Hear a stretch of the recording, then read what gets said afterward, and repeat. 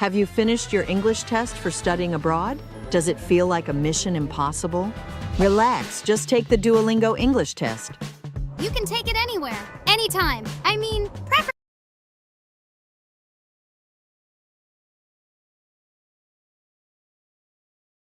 Have you finished your English test for studying abroad? Does it feel like a mission impossible? Relax, just take the Duolingo English test. You can take it anywhere, anytime. I mean,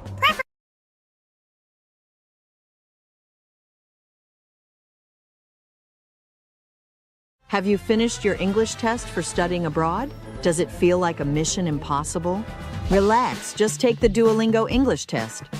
You can take it anywhere, anytime. I mean, just soaking up a bunch of points. But ladies and gentlemen, today is all about survival as we are on Have you finished your English test for studying abroad?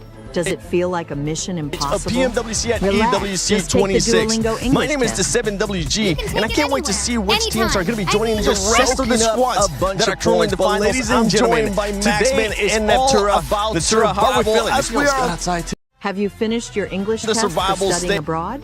Does it feel like a mission It feels a bit sticky. Relax, It's a bit sweaty, much like My name is the 7WG, and I can't wait to see which teams are going to be joining the rest of the squads that are currently in the finals. Ladies and gentlemen, today is all about the survival as we are outside. Have you finished your English test for studying abroad? Does it feel like a mission It feels a bit impossible? sticky. It's a bit sweaty, much like My name is the 7WG, and I can't wait to see which teams are going to be joining the rest of the squads that are currently in the finals. Ladies and gentlemen, today is all about the survival as we are outside. Have you finished your English test for studying abroad? Does it feel like a mission It feels a bit sticky. It's a bit sweaty, much like My name is the 7WG, and I can't wait to see which teams are Much going to be joining the like rest of the in there. squads You that know, are currently in the finals. Ladies and gentlemen, that they today is all about the survival as we are outside. Have you finished your English test for survival studying abroad? Does it feel like a mission It feels a bit impossible? sticky. It's a bit sweaty, much like My name is the 7WG, and I can't wait to see which Much teams are going to be joining the rest of the in there. You know, squads. As we are outside. Have you finished your English test for survival studying abroad? Does it feel like a mission It feels a impossible? bit sticky. It's a bit sweaty, much like My name is the 7WG, and I can't wait to see which Much teams are going to be joining the rest of the in there. You know, squads. As we are outside. Have you finished your English test for survival studying abroad? Does it feel like a mission it feels impossible? It's a bit sweaty, much like My name is the 7WG, and I can't wait to see which Much teams are going to be joining the rest of the in there. You know, As we are outside. Have you finished your English test for survival studying abroad? Does it feel like a mission it feels impossible?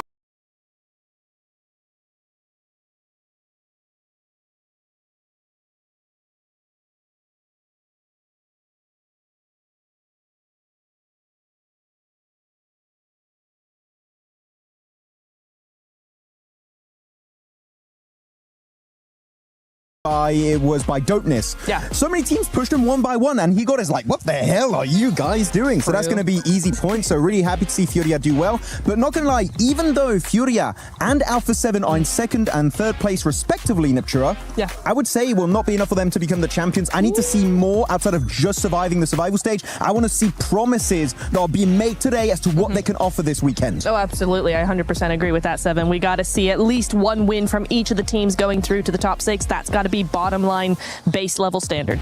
Yeah, bottom line, base level standard. We want to see those chicken dinners from those squads that are going to be in the top 6. And then when we're looking here towards the bottom, I mean, you have the biggest surprise in KRX. You have Alula. You have Yangon, the defending champions of PMWC in the second page as well.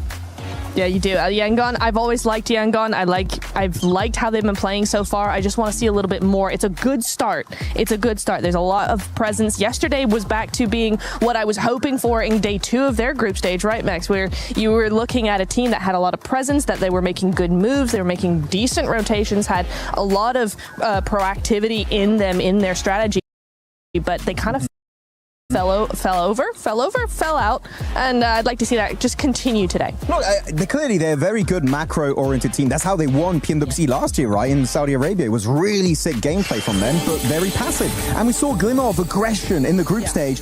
And since then, well, Yangon has been really scared of taking fights, just like KRX. So Yangon, they can do it, but it's just not there just yet. Yeah, they're not going to be able to do it. Hello. What up, Dukes? I made it. Oh, gosh. You made it just in time, baby, for Sony's story of the day, because it is top 6, Dukes, or where are they going to be going? Home. That's right. These squads will end up going home if they don't end up in the top 6. By the way, just a quick little recap, too, from the overall for some of these squads. 3rd place to 15th place are only separated by just 14 points. So for some of these squads, they need to make sure that they start off hot, because you could end up just jumping up from the bottom of the leaderboard all the way up. But we do have to talk about Tiamba, because Tiamba's performance was absolutely insane, Neptura. It was. We love to see domination from any sort of team, and this time it was Tiamba. Here you are going to see the head-to-head, just going over 4 Thrives' win in their group stage over both days versus Tiamba just yesterday, and those stats are looking pretty darn similar. I mean, the elims are exactly 44 each, so you're looking at very, very equal gameplay. They do have different ways of going about it, though, and so in some ways, as much as I'm a 4 Thrives fan, I do feel like Tiamba has the edge over this one, because they are patient. Tiamba, very, very patient, very quiet. You don't hear anything from them, but they go from 0 to 100. We saw that win in Erangel, where they just came out swinging, whereas 4 Thrives, they rely on momentum so much more than Tiamba do that it's going to be a little bit more difficult for them. I mean, for the entirety of this tournament, I feel like even if a team is doing well, sometimes I've been critical, like, oh, they're very aggressive, but maybe lacking on the rotation side of things, or they're very good macro-wise, but they're not very aggressive, maybe too passive at times. No, especially on those 2 wins, they drop on the opposite side of the map, go and find their way into the play zone, and they just start obliterating people. QZZ putting up numbers, but I know you in particular, Hot Jukes, you were casting that Milu 1v4. He was showing up massively on that opening day. Oh, it was about time, man. And, you know, I was talking to James a little earlier about, like, just look at their faces when they got that win. You know, they're high-fiving just a little too hard, because I saw QZZ kind of was like in his hand, like, what just happened? But that's what it's all about right here. Milu has been crushing it in the day 1 of the survival stage. He had 18 eliminations, 3,400 damage. Hot damn. That is insane. And then you got QZZ on the other hand, 15 eliminations, but 4,000 damage. So he's putting down those shots range. I like what you said, Neptura, right, about the difference between 4 Thrives and them. You know, there is a difference between Group A versus survival stage, but it's about time, Tiamba. Let's go. They should be a lock for the finals. It's about time for some of the other squads, too. We're going to be looking at AGL and ULF, because these squads are currently middle of the pack max. And as we were talking about just now, there isn't really that much of a gap point difference unless you take into consideration first place, which all you need to do is just be in top 6. But for these squads, they also need to make sure they start being proactive and aggressive. Look, I know I usually shouldn't be making predictions, but if I had to predict 2 teams I genuinely believe can escape those bottom ranks and make it last second in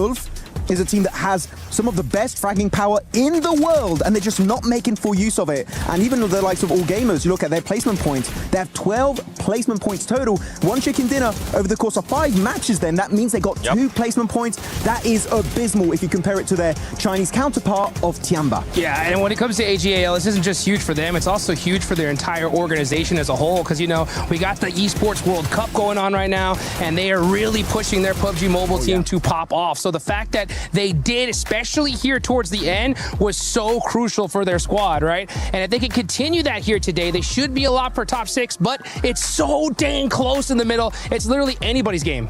super close. Honestly, super close. Even if some of these teams don't end up getting a chicken dinner, if they're able to manage a top 5, especially in Rondo with what we have seen from some of the other squads where multiple squads are able to get 10 or more eliminations, that leaderboard is going to be shifting throughout today. And before we actually keep on talking about some of these teams, I know Lace back in the studio just feeling cool, calm, and collected. They want to talk about some other teams. Yes, thank you so much, Seven, and welcome to the Cozy Corner, where we're about to spill the tea for you, joined by Kalaris and Jackie. Now, Kalaris, you had a nice little conversation with Yangon Galacticos. Spill the tea for us. I'm concerned for them, Lace, honestly, because coming into today here, last day of survival stage, they are the defending champions. However, when talking to Smile about how things maybe go from last year compared to this one, they want to try and mix in some kind of aggression in order to be able to keep up with this lobby. I don't think it's kind of mixed in just yet at all, and I think they're going to have a very hard time mixing it in when they won the previous year off some passive play. So it's going to be difficult, I think, for a return championship performance.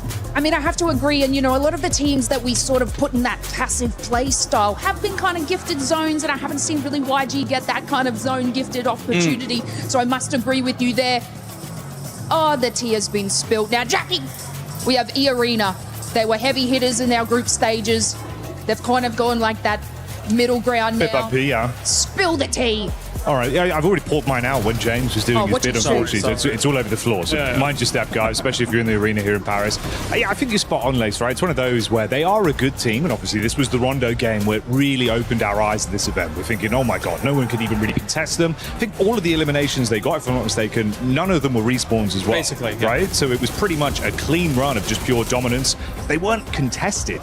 That's the difference. The longer the tournament's gone on, I feel like teams are just clapping back against them, James. When you kind of have these incredible high highs, again, to break record in terms of all of PUBG Mobile history, to then have the kind of wishy-washy performances that they've had so far. It's funny because when I spoke to them right after this, they said, lucky.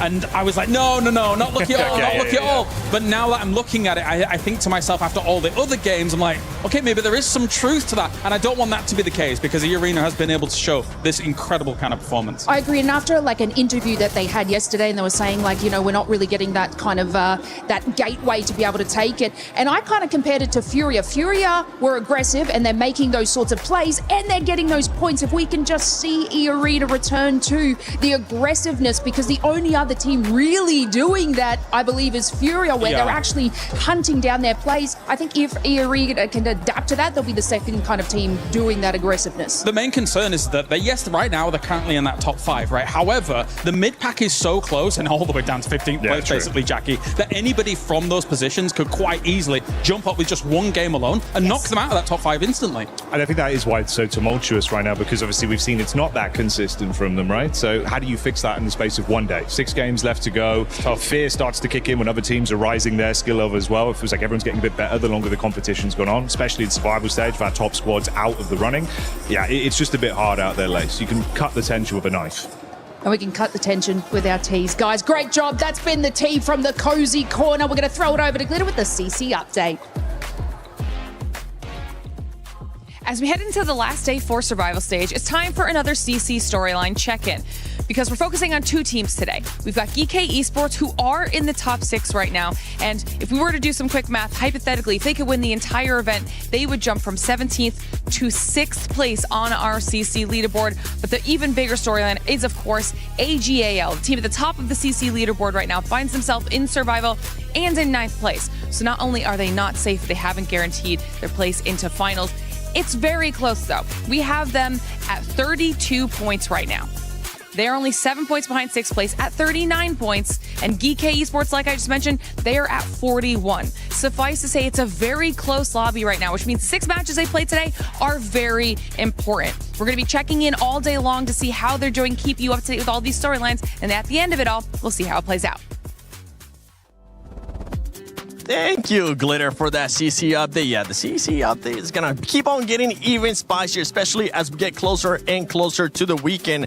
But something else that we actually need to start talking about, because you mentioned it earlier as well, Max, is just player performances. With what we have seen now multiple 1v2s, 1v4s. Jukes, Milu, great cast, by the way, yesterday. Oh, it's been all over dude. Instagram using the hashtag EWC. It was insane. I mean, that 1v4 was so wild to see, and it just really invigorated that whole squad. So these players are really going to have to start popping off here. Like I said, Milu, 18 eliminations, QZZ with 15. They have the top 2 performers so far. Going on down, you have the Parkin from RRQ with 12 eliminations, and surprisingly, right below him, Necessary from the Wolves, all right? So it's good to see the Wolves, you know, on the top of the leaderboards or something. Hopefully we can see them here at the end in the top 6, but they're going to have to do a little bit more work. But one team in particular that I got to look at is Alpha 7, okay? Looking at their player stats, you have Guizhou in 6th with 11, who's actually the top performer for A7 here, right? Where's Carrillo? Where is Rebel?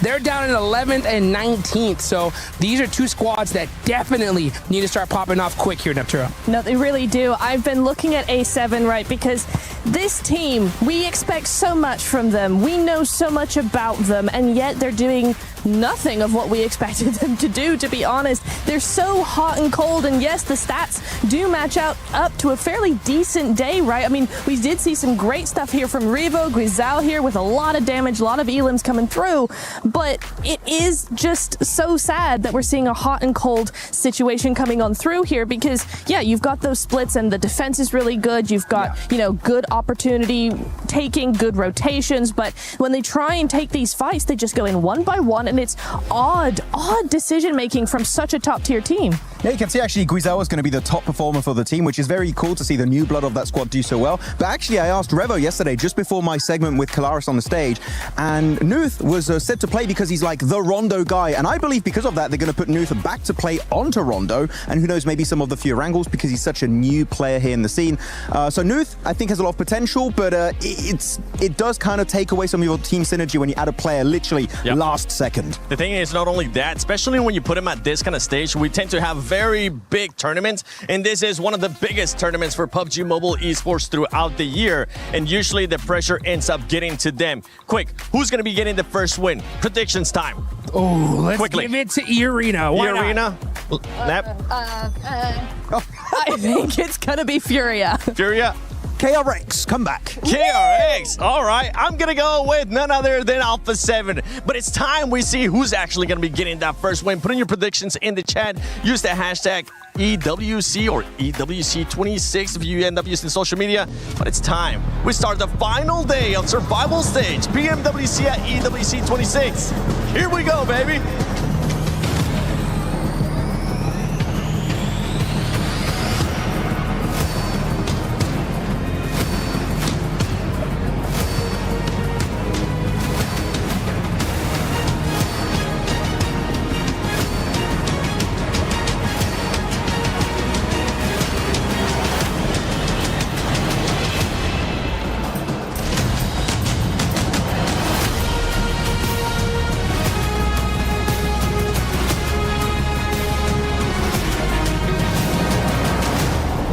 Mesdames et messieurs, welcome to the last day of our survival stage. Today, there is no chance for like a second chance, basically. Today, it is do or die.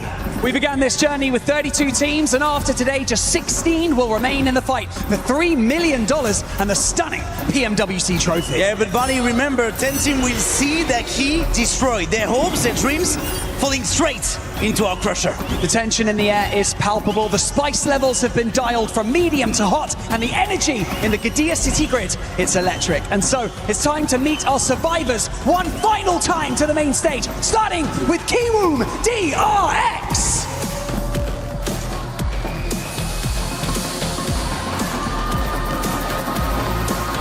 Seven, 2, 1, GS ESPORTS.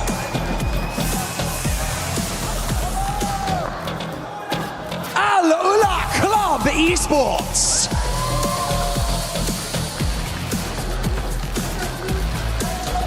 Your defending champions of PMWC, Yangon Galacticos.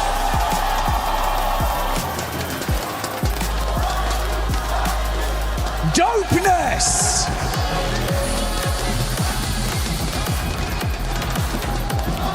Go team.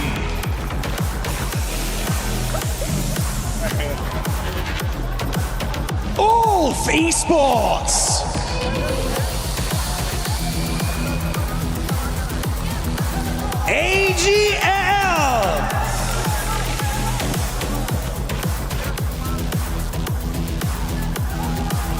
Team RRQ!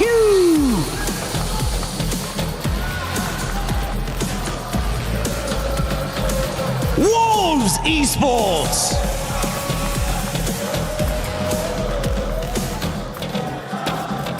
Nongshim Red Force!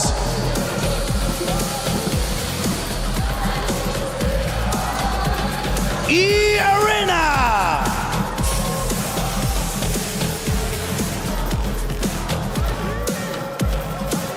GK Esports!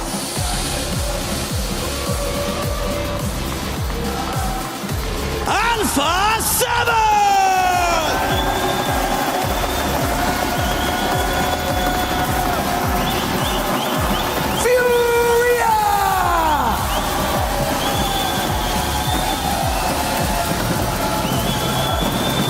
And finally, Tianba!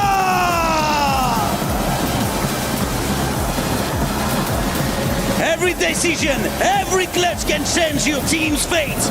You've got just 6 games left to prove you deserve a spot among the best in the world. The finals are on the horizon, but who has what it takes to claim the 6 places that remain? It's time to lock in and find out.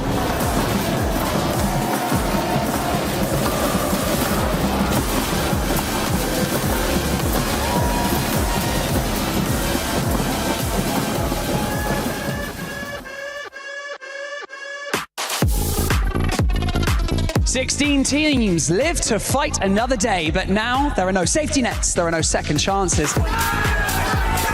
Today is survival stage, so the points are reset, and basically, Bonnie, anything can happen. With a big chicken dinner and a side dominance in the lobby, it's not going to be so easy. Today, you won't survive by hiding. Fight smarter, adapt faster, and deliver when the pressure is at its peak. Welcome to the survival stage of the PMWC at EWC 2026 in Paris.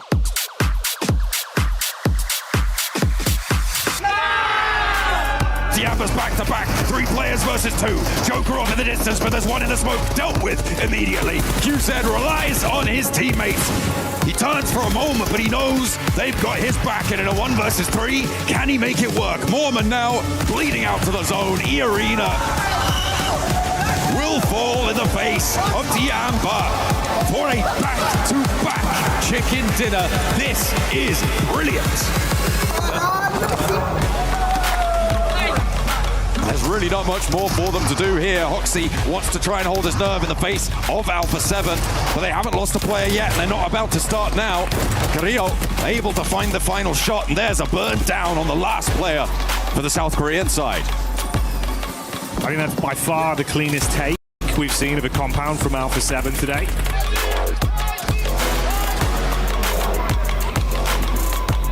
Kevin moving up with that almost blown up vehicle here. They know that they are bleeding. Obscure up, trying to make a play all by his lonesome self. The Revo goes down, and now they're gone. DK said, it's done. Yeah, see you later, Alpha 7. This is our game to win. But again, like, Alpha 7 takes so long to even do anything in that situation. They could have helped along that fight with E-Arena a lot sooner.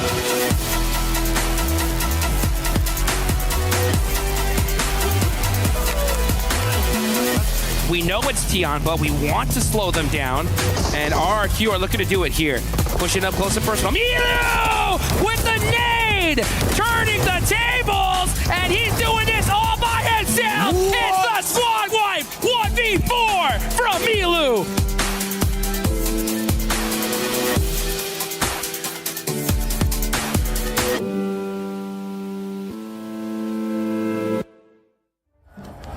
A desperate last-moment dash coming in now for our teams with 6 more matches to play. We are going to be heading straight into Rondo to kick things off. It is all to play for. More 1v4s? I hope so. I hope so too, man. I mean, the 1v4s yesterday were pretty mad. Milu made that one look incredibly easy.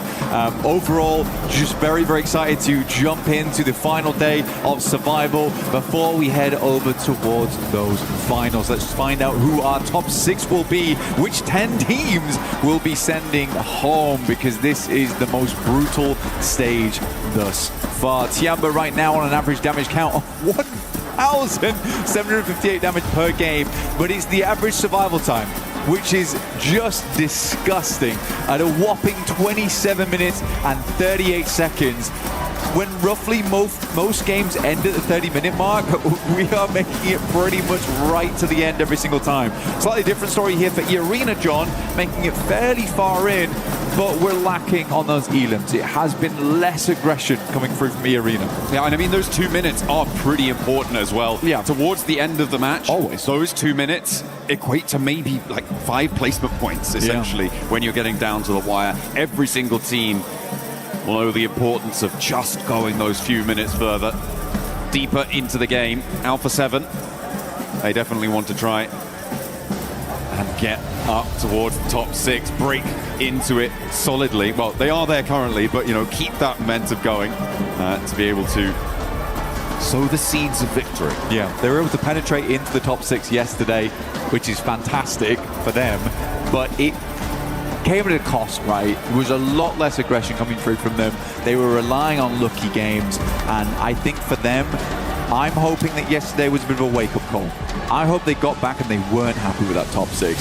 That's what I'm hoping for right now for Alpha 7. I'm hoping they go back to their old antics, a little bit more aggression, a little bit more speed, velocity in these matches. That's what makes them them. And I truly believe if they continue playing like this and they do make it through to the finals, it is going to be a bit of a wash for them. This team has a lot more to give, but this year it's just not been it. And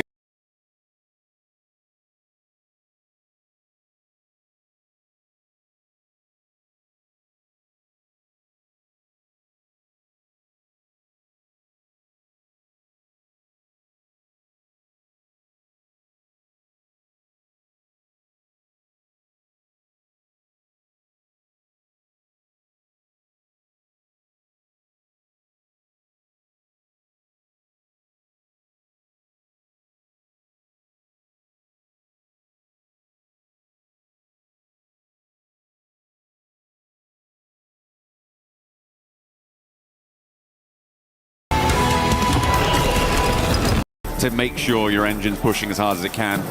And it's potentially something for a couple of our other teams to be considering. We talk about star players quite a lot, and I feel like Ulf and Nongshim both have their star player on side, and Eren and Hyunbin respectively. They do need to have the rest of the team with them. We have seen that from both of those two rosters, though. I'm hoping for a lot more. I like the brains on Nongshim, and I feel like Ulf can step forward, but it's the top 6 as the target as we break into the day with our first match. It is brutal as always. Get those eliminations. It's where you can set yourself up with a 39-point game and still fail to qualify for the finals. But right now, this could be the difference between you and top 6 and staying there. For some teams like Nongshim Red Force, they could grab themselves a massive game from the top 6. They're currently in 6th place, could rocket themselves up towards the top of the leaderboard. Tiamba, however, I think their momentum is legendary coming in from day one. I don't think they're going to be stopping anytime soon. They're feeling good about themselves. Milu was practically beaming the entirety of the day yesterday. I think that's going to be the case here. They're going to have a fun time with this one. Team's got to be scared. I mean, if they can break up towards 90, maybe even towards 100, very reasonable for them to be able to do that today. They are going to be locking down one of the spots, and the question will be who the other 5 teams will be going with them. I mean, already as it stands, it kind of already is the question. And we'll see if they're going to get stuck in nice and quickly here, because Yulin is very close to this plane path flank. Neox Factory a little bit further afield, but could still be a target if teams don't want to get stuck in right to the thick of it. Yeah, Yulin definitely in the position that most teams will be dropping towards here. Neox is a bit of a meander, right? It's a bit of a walk to get over there, so Yulin's going to be very hot at the moment. Doesn't really support as many teams. So you are going to see things start to pop off very soon. I almost kind of want to come off the map feed right now and just go straight to Yulin because it's going to be absolutely hectic in that location going forward. We can always take a look at the circle later. I think right now we want to see what happens there. Who's going to profit the most in that location? We're heading down towards Nanjing. Come on, I beg. Come on, guys. Let's get off this. Let's get towards Yulin. People are already going down. All right, Nongshim Red Force, Tizzy, first of all here. But it's Tiamba opening up over towards Wolves already, and Alpha 7 looking to profit. Furia going at it with the knife there. Taken that strike over towards Nongshim Red Force. I think the majority of Nongshim Red Force have gone down. They're going to look for those recalls on the outside. Wolves going low. Furia similarly cut down to 1. We've already had 3 teams basically fully lose on this hot drop. It's looking like we might get another one with 721 GS going low, going down, and AL want to get stuck into Maple, a powerhouse on side. Already stepping up to the fight with Goat Team as Foopsman goes down on the off angle to a shot from, I think that may have been from Scarface. Oh no, Ketch. I mean, Kedge as well as the rest of Alpha currently taking down 2 separate teams. This is why I wanted to get off that map feed straight away, because this is an incredibly dense hot drop over towards Yulin right now. So many teams on the outside. RRQ also looking inwards, but they are trash looting for the time being. Yangon Galacticos defending champions here, now looking to get a little bit more done. But it's AGAL who came off the back of a big win yesterday, final Miramar, now looking to set themselves up for success towards the end game. They've already got themselves 2 elims. They want more than this. Getting a big points buffer at the start of the day where they had kind of a shaky start yesterday is going to be a really big boom for them going forward. Hopefully trying to levy that one, get that one on side. Scarface stepping out for Ulf, gets across, uncontested right there. Sportsman in the back line. They didn't see him cross over and he was caught unawares. A lovely layer down on the DP there. And pushes him back, leaves them a little bit worse for wear. E-Arena just took down their outpost, honestly, for Ulf. So Solus actually out over towards that northern side. That leaves Ulf in a kind of an awkward situation now. It's do or die for them. They are all inside of Yulin. There is no one on the outside edge. Ulf could go down right now. They're starting to play a little bit more passive now. This is a good approach for them. They're going to play over towards the pagoda and figure out an exit. They can move out towards the east here, though, John. That's a possibility. It's in the direction of the circle, but you're going to have to give up eliminations for that. Are they willing? And they also don't have vehicles here, Blank, right? They got stuck straight into the hot drop. They were expected to be able to regroup later on as Maple goes down. Thierry able to hop in through the window and get that flush. But yeah, for Ulf, it is pretty dire. Aaron has managed to find a vehicle there and does get on the road heading south. Might crash in towards Geek as they move up to potentially pinch this one through. So danger for Ulf on all fronts. I mean, you're absolutely right. That Arena flex out worked really very well, and that's going to slow things in Yulin down. But that feels like a bit of a mystery coming through from Ulf. Honestly, for E-Arena, it was clear before the tournament ever started. They tend to go for this big old trash loot drop over towards stadium side. They don't just stay in stadium. They like to have outside outposts. And for Ulf there, that's a little bit of a poor read in my opinion. And Solus pays the price for it. And for a hot drop there, which could have been absolutely monumental for them because Scarface was certainly feeling it, suddenly you're having to leave some of these eliminations on the table. Quizzout finds Aching from Tiamba. And E-Arena looks to send out over towards the northwest side. RRQ moving down towards the southeast, looking to poke their nose in over towards Yulin, but we're on board with Furia, another team that was doing fantastically well yesterday. Right now, Ayala, one of the top players, currently down. We're in board with the coach corner. Honestly, the coaches, they look happy at the moment for Furia. We'll see for how long. They're going to be holding on the inside. E-Arena, I was pointing at it for you there, but out they were jumping onto the Alpha 7 solo, who they've just taken down as well. So Alpha 7 now in in this Yulin hot drop in a crucial route out. They need to try and find it, or it could be all over for them. A very, very difficult spot for them to find. E-Arena been playing spoiler. A jump around the corner. Those were back in with Furia. Chief trying to find the shot, and he will be able to shut it down. Furia keep themselves going. The engine is roaring. Once again, Igor's a great approach here from him. Keeping things going, like you say. Quizzout on the exit. Geek Ragnarok is in front. Lepar takes a lot of damage. Ragnarok just gets fully melted, just crushed underneath the bonnet. We'll just get the reset on that one and go for the revive, but All right, I mean, that's how you do it if you squeeze out 7 eliminations. What a dangerous game right now for Alpha 7, yet they've come away with 7 eliminations. But hell, John, this is good for Alpha 7. This is what we want to see. I don't want to see you guys going center early on. I want to see you flexing that close quarters combat. And this is very, very promising. Very, very promising. E-Arena have been an absolute nightmare to the solos on the north side. They've gone and sent a duo down to 1 recall tower. They took a solo out. They've sent it to another recall tower, another solo gone. That has changed the dynamic in Yulin so dramatically. It looks like they might have been trying to catch out a player from Alpha 7 again on that egress, but Grisao does manage to slip on through that net. And E-Arena now sending a duo in towards Yulin itself. Massively playing spoiler here for E-Arena. I mean, it's a good play, right? The closest res beacons on that northern side where the approach is good outside of Yulin is around stadium area, and they maintain most of the control off the back of those drop spots. Pulling this out on day 2, interesting strategy as well for E-Arena, because they clear out suddenly a lot of space, and then they can wrap into Yulin, start taking down teams, and they might just be getting rid of full squads.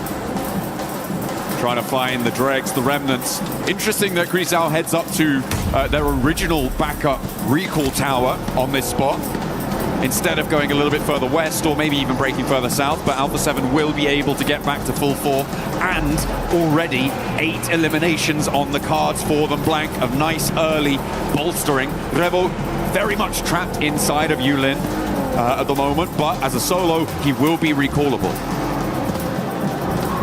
A lot of teams, they needed to get themselves going. They need to get those wheels spinning, and you can spin at home yourself with the Lucky Spin here at 2026 for the PMWC. You can draw off the exclusive 2026 PMWC tournament set, which you'll be seeing all in game. Fantastic set overall, very, very cool stuff.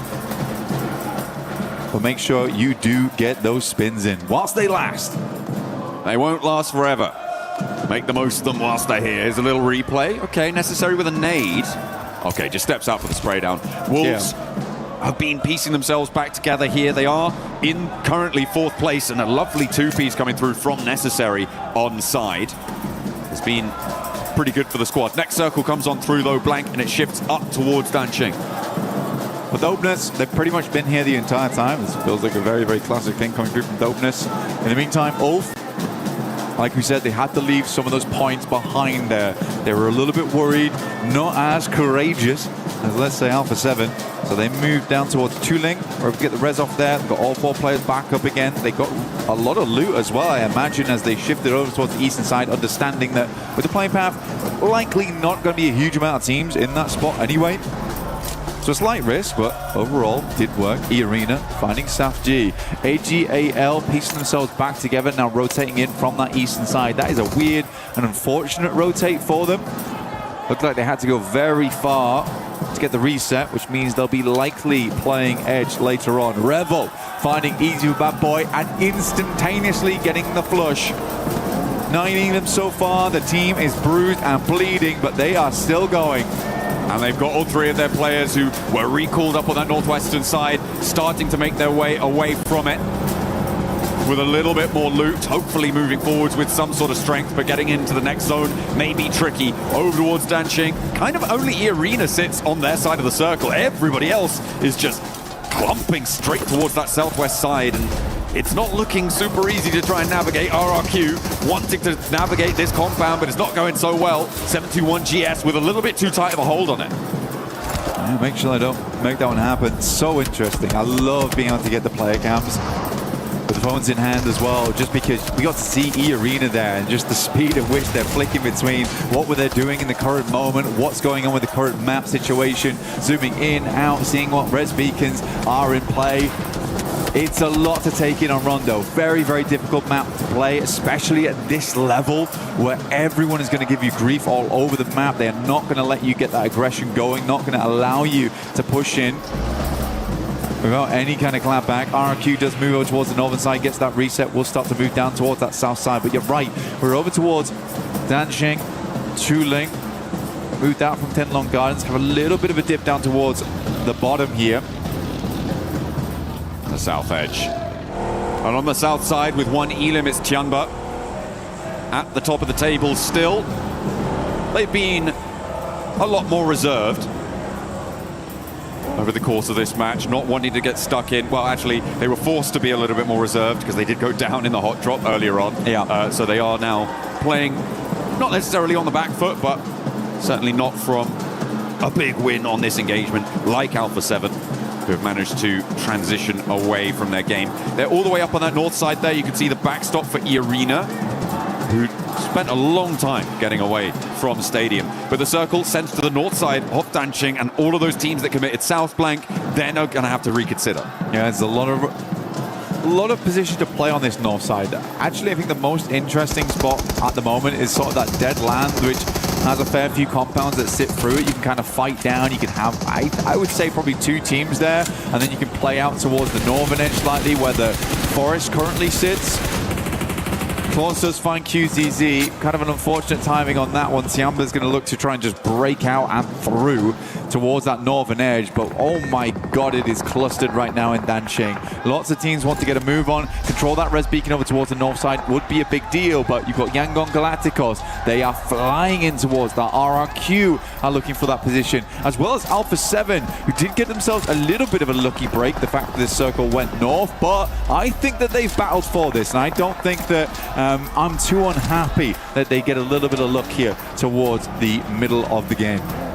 Don't think they're going to be able to get to that recall tower before Yangon Galacticos.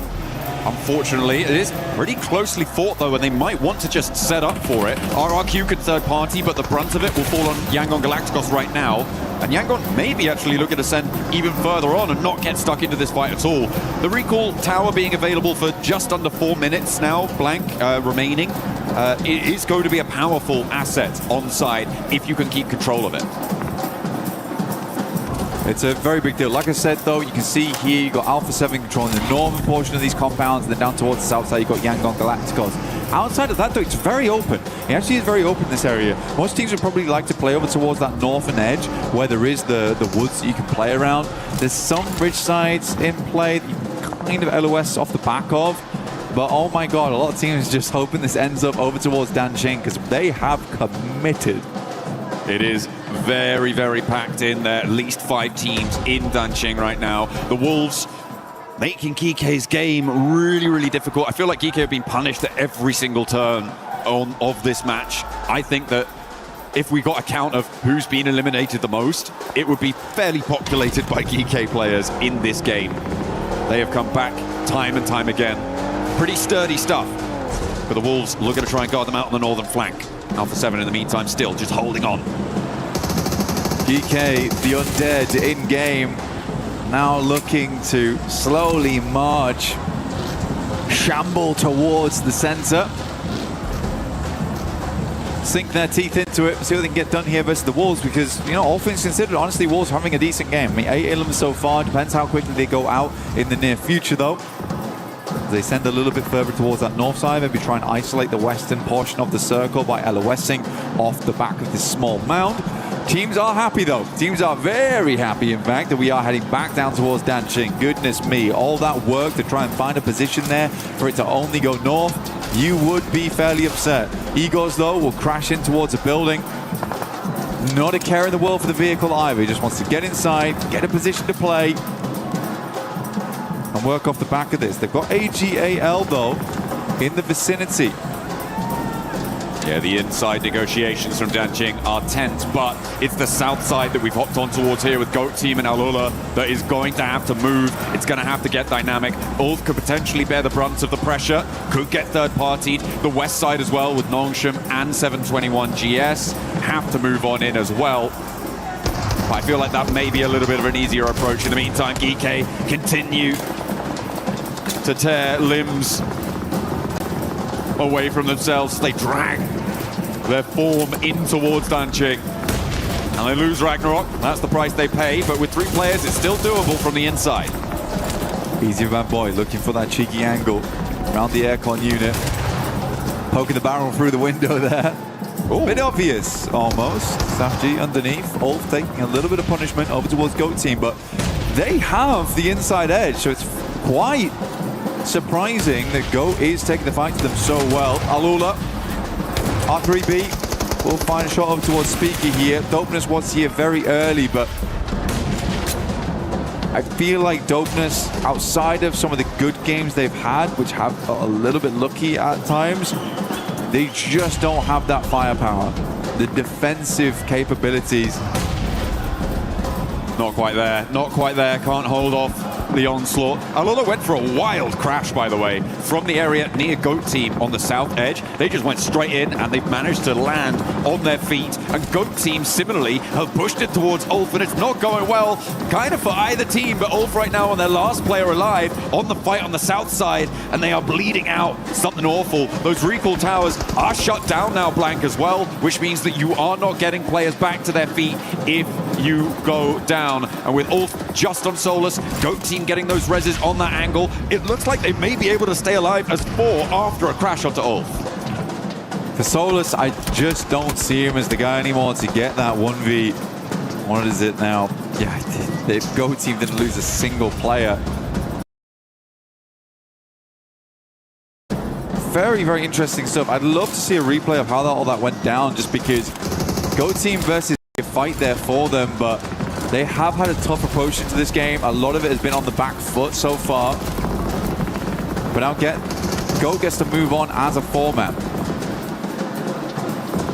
A massive boon to them on that south edge. The north side starting to get a little bit more tense as well, with Nongshim Red Force, Alpha 7, Yango Galacticos, RRQ all starting to try to figure out how they can step forwards.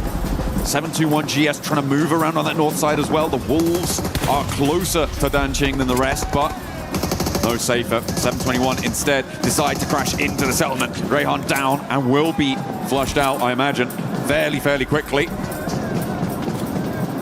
And they're trying to crash onto the GK position as well as Lufa. It's really weird to me right now. You see RRQ, you see Yangon Galactic, you see Alpha 7, you see Nongshim Red Force on this north side where the circle now shifts towards. That becomes a very prevalent area of the map. There was not a lot going on. And I mean, I can understand it when you're about 20 seconds out from the next circle. You don't really want to get into a big engagement just so you can quickly move out. I believe that Alpha 7 was trying to hang on to this location on that northern side while still pressuring out Nongshim Red Force. However, this required a hard shift over towards the north. I am confused. I sort of want to see a little bit more firepower. You want to start clearing out this northern edge so you can just start peppering the entirety of the teams in Danqing if it does move away from it, which right now it absolutely is. There is so little movement happening on this northern side at the moment. No team wants to get involved with one another. I mean, Alpha 7 and Yangon Galacticos have been here for quite a while, so they're feeling fairly entrenched. This is 721, who were able to crash in, but GK are starting to turn the tides of this game around. They have been through hell and back so far, and they are looking to bring back some mementos for the rest of the teams around them. Kevin does get knocked, but that looks to put themselves back up. 5 eliminations now for GK. They are holding on to the western point desperately. Milu finds Alula Claws. Helico kind of whiffing one of those nades there. Lula will back off, try to get Claws back on his feet, but Samji is fully flushed out in the meantime. Goats are moving in. Get a good amount of damage done, but E-Arena's already sent out over towards that northwest. They get into an altercation with E-Arena. Where is the aggression? This is...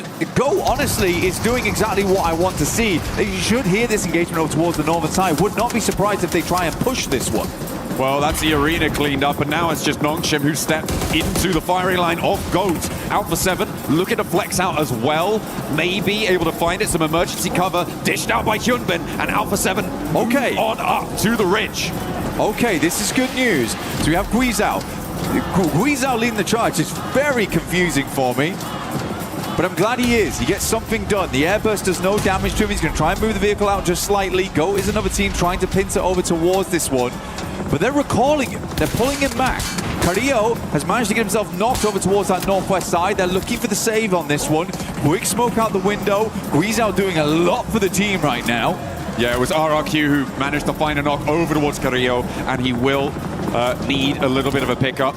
If they hadn't happened, they could have put more pressure forwards, and I think that might have been the end of Nongshim Red Force. As we hop back in towards Danqing, you've got Alola now at loggerheads with 721, who were able to crash in successfully. Alola as well, similarly capable of getting in and amongst it.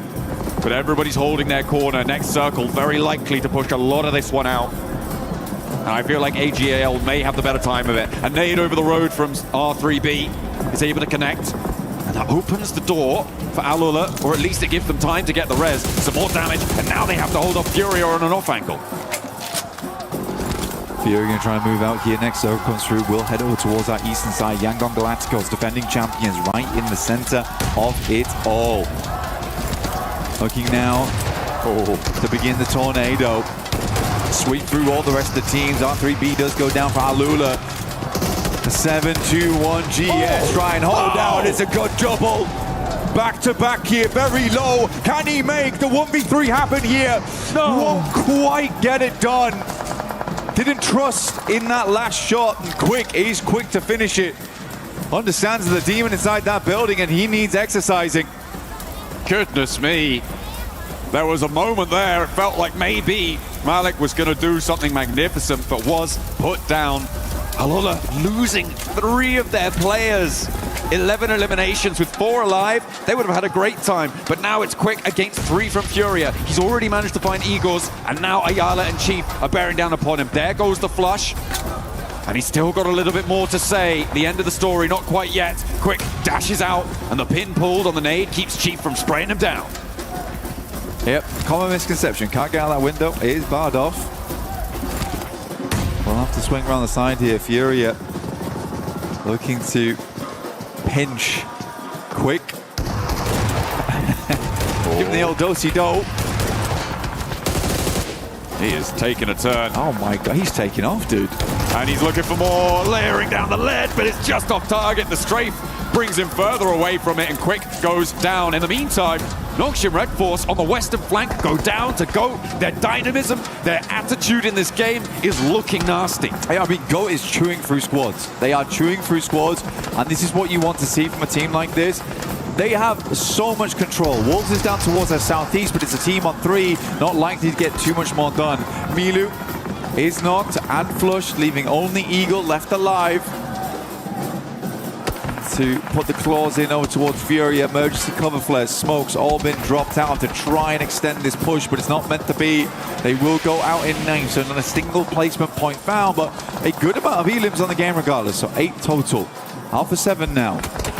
Look to try and pinch over towards the southeast side of them. Send some Canberra nades through. They lost Grisao in the middle of all of that. I feel like at the moment the story of this game is GOAT team going God mode on this western flank, rotating in, crashing into Ulf, disengaging from Danching, taking the initiative to move around that western side. You highlighted it, you said it's what you wanted to see. Eagle wants to see red as he's spraying the shotgun shells up the staircase, but it's not going to work. AGAL currently still as a 4-man.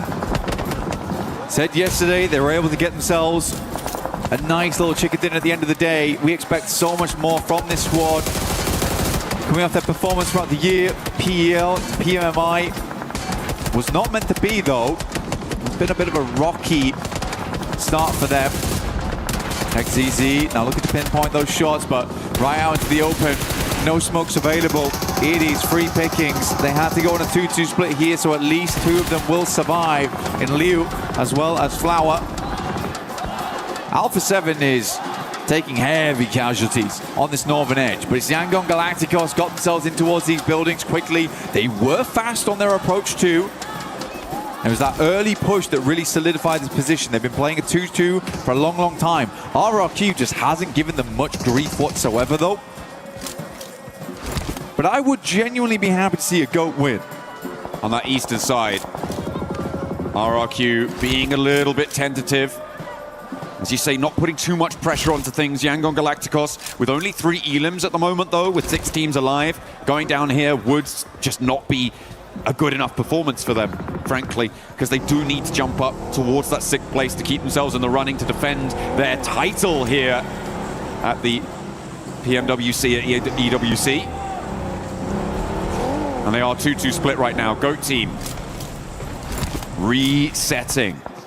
Lining up their cannons, trying to find a broadside. The question is, where do they go? Or are they going to wait for other teams to move around this one? Try and pick up some of the drags, because they've already done a lot in terms of isolating teams, in terms of moving this circle and being a playmaker within it. They've pretty much been the sole playmaker, in my opinion, in this match. Like, the way these teams are playing right now, it just feels like they're waiting for other teams to struggle against the circle. I mean, for instance, right here, Alpha 7, they have to move. RQ's not done much this game, but they're happy to punish as they have to head over towards the dip. AGAL now punish over towards Wolves, who sat in this location for a long time as well, not really done much off the back of it.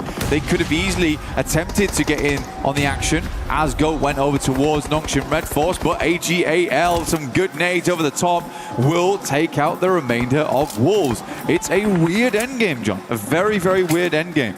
Yeah, so much commitment to the south side of Danqing so early on, but they are now looking for it to continue out in the open. A knock over towards the Yangon Galacticos position on the south point. This 2-2 split will make it reservable, but Alpha 7 going to get pushed over the hill, and with an opening, they might be able to find something. RRQ descend from that eastern side and take on AGAL. Head-to-head, 2 versus 4. They like those numbers, and they will be borne out in the result. Lepar goes down, but that's going to be pick-upable. Maybe. That's a real word. Pick-upable, potentially. Down towards that south side. Put him in a vehicle, moving forward. Loot crate in play here, but as I told you before, it's very open. Emergency cover players are almost essential at this point in the game. Alpha 7 has to figure out something and figure it out right now. Yangon Galacticos on this 2-2 split, they should have been able to realize this by now. I don't know if they have any vehicles. They need to smoke train over towards one of these buildings. A 3v2, very doable here, and will close off the sightlines from the rest of the Yangon Galacticos squad. A nade, a little opening, and Alpha 7 will descend. Maybe even Goat Team could crash on towards it. But they're content for now. As RRQ start to march forward, Alpha 7 with the cover flares, they can get a little bit closer to this now. Black Rebel is spotted though from across the way and will be immediately flushed. So Alpha 7 down to 2 very, very quickly.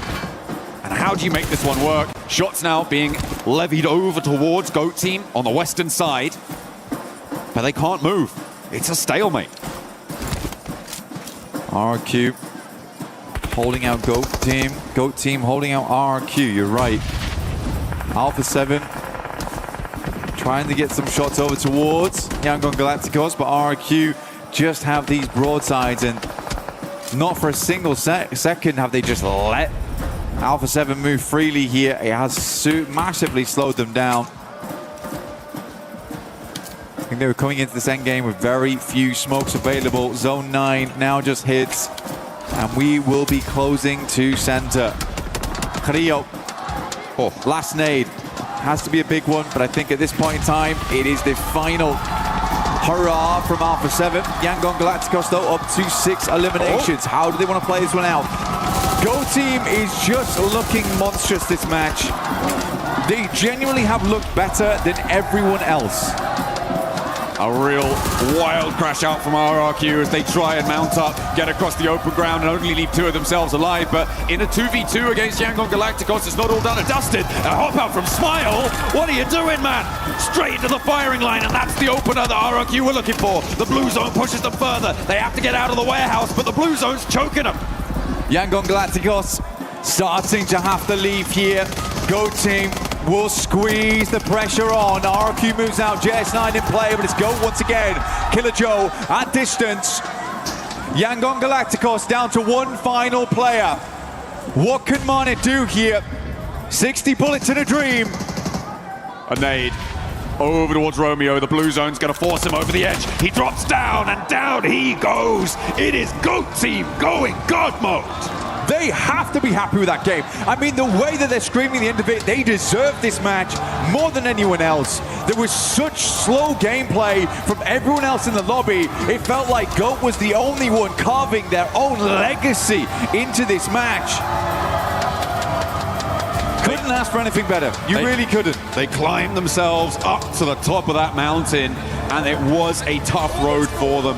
Their positioning on the south side, as you were saying, they were the only playmakers in this circle. Their move to Ulf, their decision not to try and just stumble forwards, creep towards Danqing like everybody else. Instead, they stepped back, they looked at the bigger picture, and they took a big chicken dinner. There was just so much willingness as well to just give Yangon Galacticos those locations.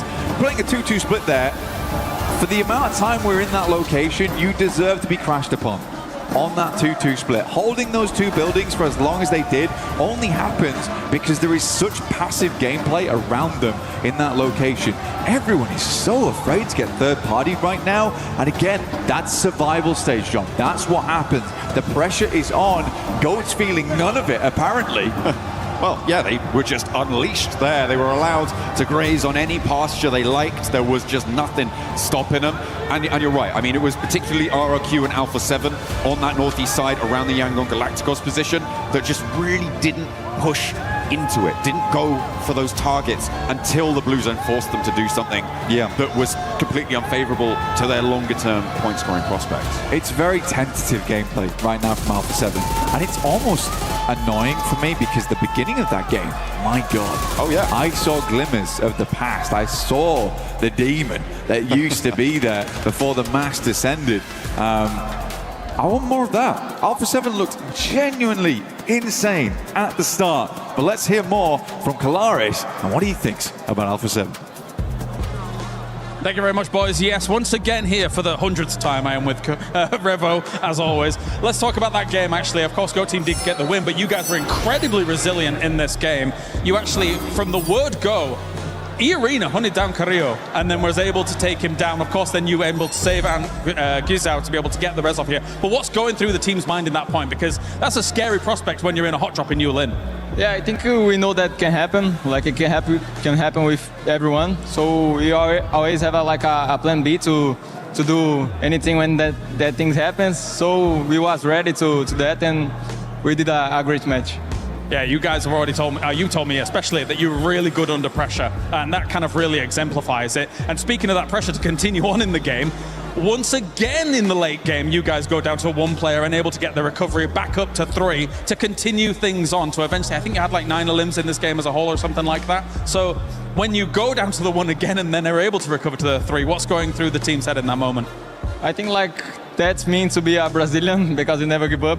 So we was trying to keep everyone alive. Of course, we lost 1, but we are trying to stay like safe in that house, and we did it. Like, and in my mind, was not passing nothing. I was like, it's okay. We're gonna do it. We're gonna do it anyway. So yeah, was that. Feeling good for a top 6 today? Feeling good. I know God gonna give it us. If you qualify, gonna be by God. So I trust Him, and let's see what's gonna happen. Message for the fans. Tamo junto, hein? That's Revo.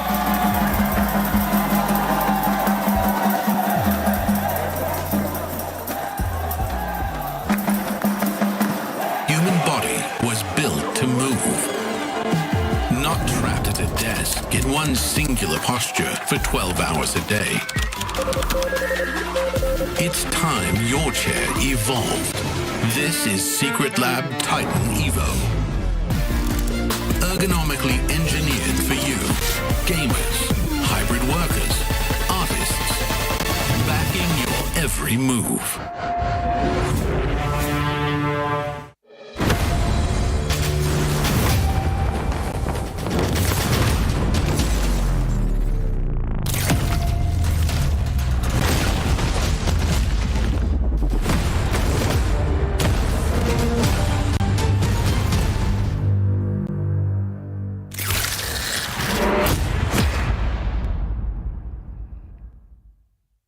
Hi, I'm here with FireH from AGAL from the survival stage. I want to ask them a few questions about the tournament overall and see where they sit so far. So first questions first.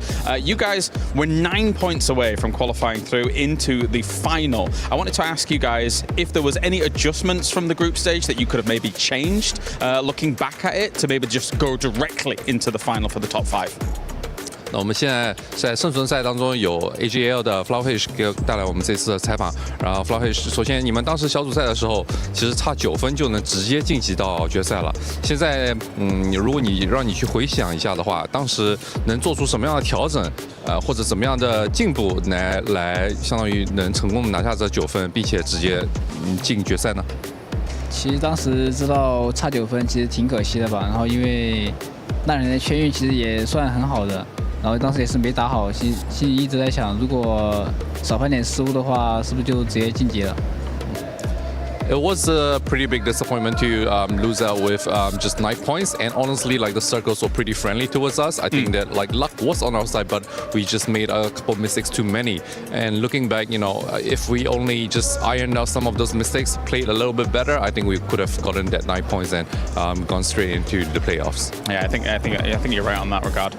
Okay, so let's talk about actually the last game from yesterday on Miramar, and it was kind of like Los Leones finish. Urban endings can be very difficult for a lot of teams to be able to move through, but AGAL performed it masterfully to be able to go from building to building, really get through to the middle, despite having to make a lot of movements. So, were there any big challenges that you felt like there was going to be there when you were making those moves through Los Leones? 那我们先说一下昨天打的最后一张图，因为当时是那个沙漠图，而且那个圈都是在那个城区嘛。然后城区的这种圈通常都是最困难的，因为四面埋伏，就是到处都有危险。但是你们却是非常干净利落的一栋楼一栋楼这样清过去，然后最终成功的直击了。那能不能跟我们说当时那一张图当中哪一些时刻特别的危险，以及你们当时做出了哪一些就是比较亮眼、比较优秀的一些决策呢？ 当时的话应该是扎进去的时候风险挺大的吧，然后当时是被两边一直扫，还好没有掉人。然后后面的话就是我们一起抱团吧，然后一步一步清一个边出来，然后慢慢的往前推，往前打。 Well, yeah, when the circle first formed and we saw that it was in Los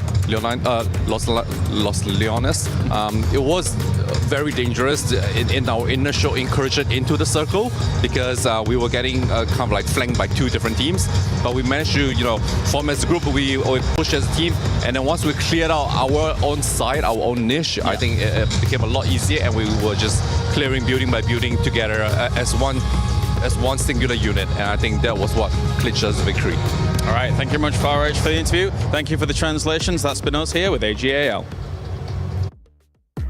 A day where a lot of teams have absolutely nothing to lose. So how about you start improving on stuff that we've been pointing out here? And that's exactly what GOAT Gaming was able to do in this game, Max. The boys, the GOAT team finally showing up. And you know what? It's very interesting because there's no hovercraft on Rondo, and yet they still get themselves a win. Moxie definitely making me proud in that game. But a great merge of aggression in this game from GOAT team and also strong macro rotates that I do have this that I'm going to break down and play a little bit later on. So check that out later in this desk segment. But no, GOAT team generally the first time in this tournament. I have hope that this team can actually maybe make a big jump at the top 6. And just to highlight what you said earlier, Seven, on the pre-show, the point gap is so minimal towards the middle pack teams, which is where GOAT are. This game, I think, puts them up in top 6. It was 14-point difference between 3rd place all the way down to 15th place now. Wow, that's fantastic. I mean, it really just goes to show that anybody with one decent game can jump all the way up. We will see that on the overall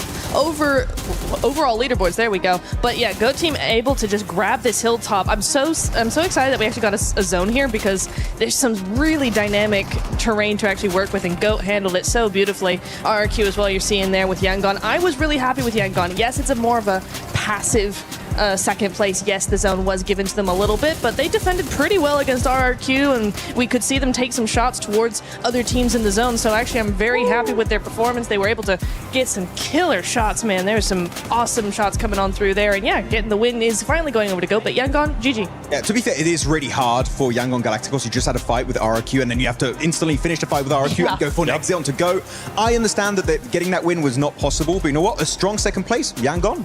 Again, the point gap is so small that could put them really high on those rankings. It is strong second place. And look at GOAT team, 25 points, RQ as well. A lot of this squads that actually needed the points. But Lace, I'm looking especially at one squad. And that squad, it's currently in 4. Damn right, Alpha 7 showing up. And not only that, we got a chance to see Rebel showing what we know he's capable of. Yeah, I mean, look, it was kind of like such a beautiful start for them. They're just dropping slightly northwest of Yulin and not getting into that hot drop scenario. But what actually happened was E-Arena forced them out of their initial drop into the hot drop zone as a duo. But you think that would be the downfall of them? No, Reva the Beast has been unleashed and has come back to play today. He was able to drop 5 eliminations, holding off so many teams that there's actually, I wish I grabbed the clip for you, scaring away RRQ. Ooh. I mean, he is pushing so much presence onto this team that their team was able to revive themselves, adapt. They cleared a very clear route for them to be able to sit on that northern side. And although, you know, they ended up as a duo at that final against YG, did you see just how much aggression they were showing even as a duo in between the split hold of YG? Like, this is all we were asking for yesterday, and they've turned up today. Yeah, throw away that car once again. Just make sure we stop hitting Max, because everybody's been doing it over and over again. Max, I got you. But just talking about, exactly. Talking about that gap of points, a GOAT team ends up pushing up all the way up to second place. And this is perfectly, this couldn't be the most perfect example for all the teams that are currently outside of the top 6. If you have a good performance here, you will end up jumping up to that top 6 because of how much everything that Tiamba was able to sponge up yesterday. It's so true, but this is where we've got to be really careful now, because it all comes down to the next couple of games. Because look at second place, look at 6th, only 10 points difference. Then 7th with GK 46, E-Arena 46, Yangon Galacticos with 44. The list goes on. It's so close. So GOAT may have gotten a big jump into that second place position, but it's not over yet. We still have 5 more matches to actually. It could go either way here. These other teams, they're not going to be happy where they are. The points are so close. It's really anybody's game now. That leaderboard is going to be shifting, okay? It's going to be shifting not only during the match, after the match, and everything in between. We don't know which top 6 teams are going to be going towards the finals, but I do know that GOAT team has been putting in the word. Maybe they've been listening to us, because I know Killer Joe definitely speaks English, and they've been adjusting those rotations and trying to make sure they stay alive towards the end of the games. As I said earlier, this is one of the best rotations we've seen so far this tournament from GOAT team. So I'm going to hold you to hold my microphone. I got some analysis to make right now. Look at bring it over. Thank you very much. Yeah, I was having a little bit of a bad time. So I want you to look at these positions in particular. You see GOAT team on the southern side. They've been there for like a decent amount of time here, just chilling on the outskirts. Northern circle, meaning they have 2 options: or they avoid the fight inside the city of Danqing, or they head to the eastern or western side. And there's a great opportunity that happens later on down the line here. As you can see, there's a big skirmish breaking out between Nongshim Red Force and E-Arena. And this is just ringing the bell. This is your opportunity right here, right now, GOAT team, to send it. And the moment they see the fight starting up, they instantly go for this wide western rotation, which not only allows them to clear some teams onto the western side, and they occupy that as their main playing spot for pretty much the rest of the game, but also avoiding all of the skirmish happening in the city itself. It's literally a two birds, one stone kind of situation. And GOAT team, this gives me hope. They can be a strong team in the finals. I just wish they would make it just more consistently, because this was 10 out of 10 stuff. And that's why GOAT team, out of all of us, with the improvement that you've been able to do on that one, you get a chicken for that one. Hopefully you'll be able to keep on getting more, because right now we're going to be heading on to none other than game at number 2, baby. Oh, absolutely. We're getting ready, and our teams, I feel like they're feeling a bit like that plastic chicken right now, a little bit squeaky, because it is getting a little bit later in the day. With every single match, one opportunity is stricken off your card. Match number 8, we're going back over towards Erangel this time, Blank. For GOAT team, obviously, it's very easy to put all those points. And for Alpha 7 on our screen, obviously I've been critical. Yeah. But I was, at the start of that last game, I was very pleased with their performance. I really was. There's just tentativeness towards that last 10 minutes or last 5 minutes when they get to those stages of the game, where even then I could see Guiz out. He was setting himself up for that fight, that engagement versus GOAT team, which might have been the winner. Creo gets picked up on the backside there because it's just not a full cohesive push. It's tough. It is tough. And I understand that last game there's a lot of moving parts in that end game. But they did show, as Clara said, a lot of resilience in the early game. And we can't forget that. I think they had a fantastic start. I think they had the best start to that last game than anyone else. And I've said it before, it's very promising right now. So we'll see what more they can get done. The Furia, on the other hand, another team that I did want to talk about. I think they went down fairly early that last match. They got stuck in towards Dancheng, tough position to play, slowly bled out players. I have no doubt in my mind, though, the Fury is not going to pop off later today at some point. I think the Furies should be in that top 6. I think they belong in that top 6. From PMMI to now, they are looking for a big win at a major stage in the year. But we're heading into game 2 now with Erangel flying over from the top side of the map down towards Nova Evnoya. A nice, even playing path here, Blank. Nothing too dramatic. Our circles have been pretty cruel, though. I think it's safe to say we were maybe a little bit of we were given a little bit of rest from it in that last rondo. Not super favorable for the teams on the south, but it felt reasonable. We have had some much worse circles moving forwards. E-Arena out fairly early, near Alpha 7 there. E-Arena employing interesting strategy at the start of that last rondo, right? Really going on the hunt, like targeting those recall towers and finding those solos in a way that I don't think we've seen so much. It's definitely something that teams have thought about doing. It's some things that we have seen happen, but it felt very much like a very specific game plan for E-Arena to be able to go for those hunt downs. And it was, I believe, it was Ulf and Alpha 7 who lost their solos. It's been happening actually a lot more recently. There's been more and more times where we'll try and catch out 1 or 2 teams who are just carelessly throwing over towards the same spot every single time. That team will just wander in, get themselves free elimination, and practically ruin the hopes of another team, or at least make their rotations out very difficult, like it was for the case on Ulf. So yeah, I do think that that is happening more. It's just the first time we've really seen a team go after multiple squads at the same time. QZZ currently at 4,470 damage done. Milu close behind at 3,900. But the drop-off between QZZ and Killer Joe in 3rd place, kind of wild, because 3,500 damage is pretty good, honestly. But QZZ has just been on another world entirely over the course of these 2 days. Circle very kind right now over towards Boatyard Ruins. GK getting a nice start over towards Pachinki at the moment. Wolves scattered across Gatka Fields. And you could be scattering Jutsu all over the place with the new Naruto skin set, as well as the Ninetales Fury Org. Make sure to draw that in-game, because goodness me, that's a gorgeous skin.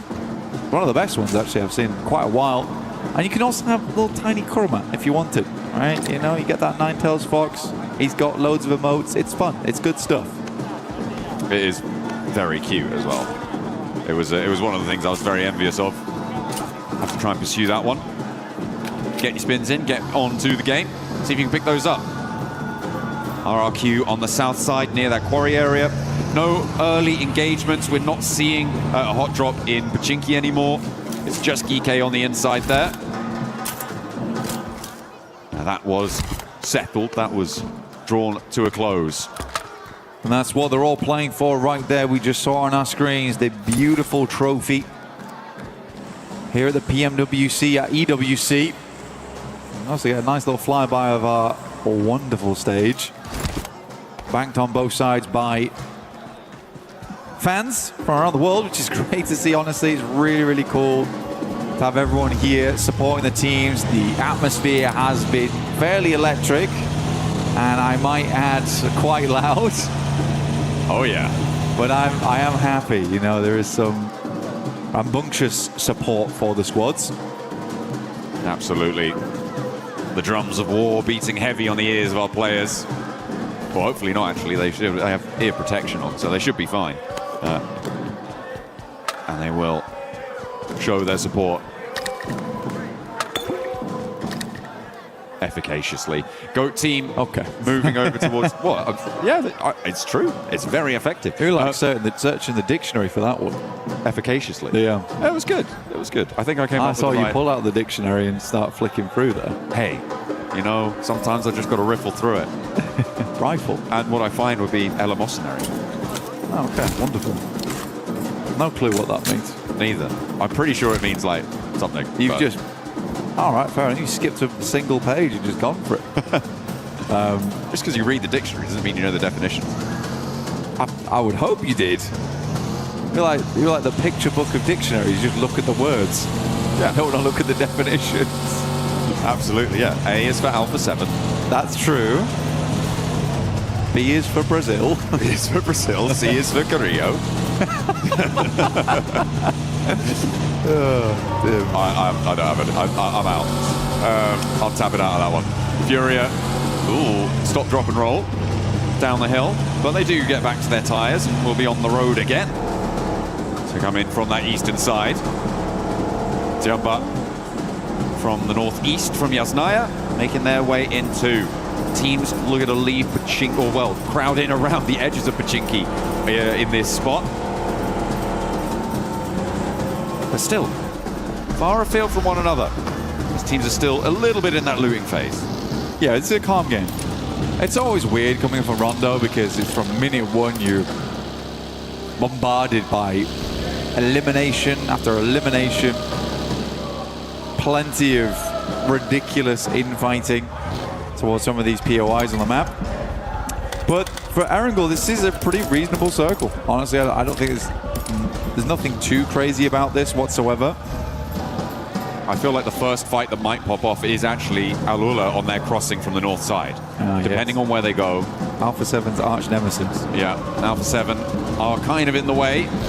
But Alula could just go further east and try and push in on that side of things. And Alpha 7 are a little bit split right now, so it is kind of dangerous if Alula go for a full crash on towards one of the positions on the north with Obscure, with Revo, both kind of isolated from one another. Well, for Alpha 7 right now, I can see what they're trying to do, right? You're trying to maintain control of box, also have some control over the compounds that sit underneath Everest. You're basically guaranteeing as much in towards the next circle as possible. All those locations are good, and there is support that you can make from across the river. And Guizhou went for a slight push-up over towards that north side as soon as Obscure was sending back that information that potentially was a team roaming on the northern edge. But he's going to back down towards the south side of Everest. Everyone's quite well situated though. School currently taken by Tiamba. They shifted over from that eastern side. Alula crosses over the water to the banks of Rozok. But pretty much this one comes down to zone 2. There's plenty of space for absolutely everyone here. So we can probably talk about some of our teams. Currently in this one, Yangon Galacticos getting a very free and easy rotate from that south side, but AGAL wasn't a horrendous game last time around, but they did fall over at some point. I think I'd like to see a step up from this squad, probably towards the first portion of the day, right? First 3 matches, I'd like to see something good out of this squad, and that would indicate they could potentially be in that top 6. I think so. I mean, certainly coming into the survival stage, if you had to pick AGAL or Tiamba to be in the first place position of this lobby, this is not the reality that you would have selected, given the performances that we saw back in those group stages. For AGAL, they have fallen off, but not far enough to be outside of that opportunity zone. With GOAT Team in second place on 57 points, that's 17 points ahead of AGAL in 12th. Which means that they have a massive opportunity to be able to push on through, to change the story here.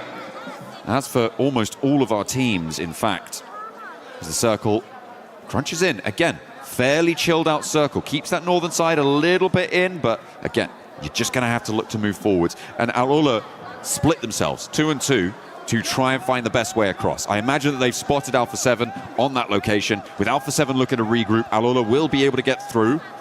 It's interesting. It would be interesting to see if they try and go 2 and 2 and actually cross into different locations, because at that point, they're committing to being completely split until they can regroup in maybe zone 7. It's really hard, okay? It's really, really hard to play across Boatyard, wrap through the rolling hills on the south side of Boatyard and back to one another, which is why you're actually seeing them re-rotate to regroup over towards the western edge alongside the rest of the team that's south of box. AGAL getting blasted right now as they push over towards Ruins. This was a very desperate rotate. They're mildly successful, honestly, off the back of it. They get into position, they play the bunkers, they play the sandbags, Okay. Not horrendous. Actually, not horrendous. Flower H's vehicle is on its last legs, though. They do have a blowtorch, so they can actually repair that one up. I think that's what you can hear in the background there. You've got your headphones in, making sure that they are nice and healthy. Yeah, I feel like mild, maybe even up to medium successful. Yeah, on medium, this push. medium success. Maybe Maybe you're right. Bit of piri-piri on that one. Piri, yeah, exactly. It's spicy rotation. Could have been bad. I think a lot of people and teams were trying to figure out where they wanted to go. But AJL had a very clear decision in mind. A lot of teams don't push towards ruins too early either because they don't want to be on that slope. You would rather have the information and the vision down towards that south side. So I think AJL plays into that quite quickly and is like, okay, maybe we can get sandbags off the back of this one. I don't imagine anyone's pushed in there too early. Boatyard team potentially might have gone for that one. But Dopeness is on a weird 2-2 split over on the western side of Boatyard and then down towards the south by the roads. So they are likely not going to be able to regroup anytime soon. I think it's a 3-1 coming on through. To me, that stinks of not moving quickly enough and responding to the circle because you know what the other teams around you Kenji is done are going to be going for, right? He's on foot getting down there. Or is he? Maybe he's in a buggy. Not entirely sure. No, he is, just on his belly. Trying to survive. Trying to not make any sound. As soon as Alula read that he's here, he's gone. He's out. Yeah, they did then hear him. He leapt off at just the right time. Sneaky beaky down towards the bottom here. I think maybe that was his vehicle. Maybe. You saw it there. It is hidden. It is hidden away. And we are heading over towards ruins. In fact, a lot of teams will have to figure this one out. AJL, medium success to massive success, honestly. Yeah. Really well done. With that circle, they have got themselves a really nice slice of it. Alpha 7's compound as well is pretty huge, overlooking so much the fields to the south. They've got a lot of pressure to the east. E-Arena may look to try and crash down upon them, but I don't think there's an impetus to do that within the next maybe 2 minutes, 3 minutes potentially. Goat team in with a scrap on the south side as they're trying to leave past Gatka open across those fields, but the Wolves are dragging them down into a fight. Wolves actually in the top 6 right now. Kind of interesting. They've been able to get some points on board, but Elementrix will fall now. Baton moved over towards that northern edge. They were split on the team quite fully along with one another. Slonic just about able to get off into the distance, but before he does get knocked down, I think for Wolves right now, there's a bit of a awkward push out, and they weren't really thinking that, oh my God, there's going to be a lot of teams coming from that south side. And we're quickly shut down because of it. Ulf tries to go center. Ulf is not a team we expected to be in 13th here. I think this is a very big surprise for everyone. Currently only on 2 players. And we're probably thinking that for the guys on Ulf, this is a hard achievement to make happen in the last 4 matches, because I don't think they're getting many points off the back of this game. They would have to shoot up the rankings if they want to make it to the top 6, and Ulf getting sent home today would be a massive deal. Definitely. I mean, it is a team that has had some ups and downs, I think it's safe to say, over the course of these group stages. Not quite able to make it all the way into the top 5. They were definitely in with a chance here. The lobby is close enough in terms of these overall scores right now, Blank, that they can still make it. It does require them to be pushing pretty hard and fast, though. For Ulf, it's likely they're going to need to see at least 5 points off this match to keep themselves in the running, moving into the latter half of the day. And to be fair, from their position on the north edge, that may well be doable as a duo. If Al-Ula don't commit to pushing out onto that angle, there's really not too many other teams that are going to threaten them. So it's a survival strategy for Ulf, and it may go quite well. They did send all the way from the southeast straight through the middle to get to this spot. That's why they've managed to shed all the players that they had. But yeah, it's a tough game for them. They do need to make the most of it. Yeah, which is why it is a massive success for AJL on that rotate, because they stopped early enough. They didn't lose too many players. They brought things to repair the rotational devices with, aka cars, which is great. Great news for them. and they should have some success into the future too. We do move over towards that western side. Alpha 7 thrown a bone here, but I would argue that they set themselves up nicely in that early game. I'm hoping this trend continues. Honestly, I think Alpha 7 looks good today. They do look good today. Yeah, with that pressure on the northern shore to divert Alula away, remove a lot of that. That's what you were talking about, right? Yeah. With their ability to hold that 2-2 split. I liked they did regroup on the northern side, so they weren't solos. They were very quick to reassess the scenario as well and get back down towards this location. I genuinely believe that, although, yeah, sure, the rest of the team's very, very good, Guizhou has been this driving factor for the team today. He's been making a lot of calls, a lot of decisions on the fly. And I think it's been helpful. I think it has been helpful. It's just strange that one of the newer players of the squad is the one to sort of drag the team along with him. Furia making a similarly wild rotate in. Yangon Galacticos looking to punish, and Chief is down. And oh yeah, that is nasty stuff coming through. One player now left for Furia. Coach not looking too happy. Gonna have words with them after this one, I'm sure. Trying to figure out the best path forwards. GK, they were put through the ringer in that last match, but it looks like they're going to survive on their compound as well. As RRQ go down to them. Too much damage for them to bear, and Ragnarok back to his feet. The res comes on in. Tianba in the meantime getting torn apart by AGAL. There is an answer a little bit, but the nades over the top just slow things down, and they only have Milu left standing, and it needs another. Let's go for another 1v4. Why not? Great nade from Maple, honestly. Very well done here. Sometimes it can be a little bit difficult to post these nades over inside of sandbags because there is a lot of terrain that stops you from fully committing those nades inwards. Maybe getting a little bit over aggressive here, forgetting that Castle is in play. Nade over the top, tries to finish out QZZ, does go far enough. Well done. Really good hold here from AGAL, leaving, like you say, Milu, the 1v4 master, alive at the end here.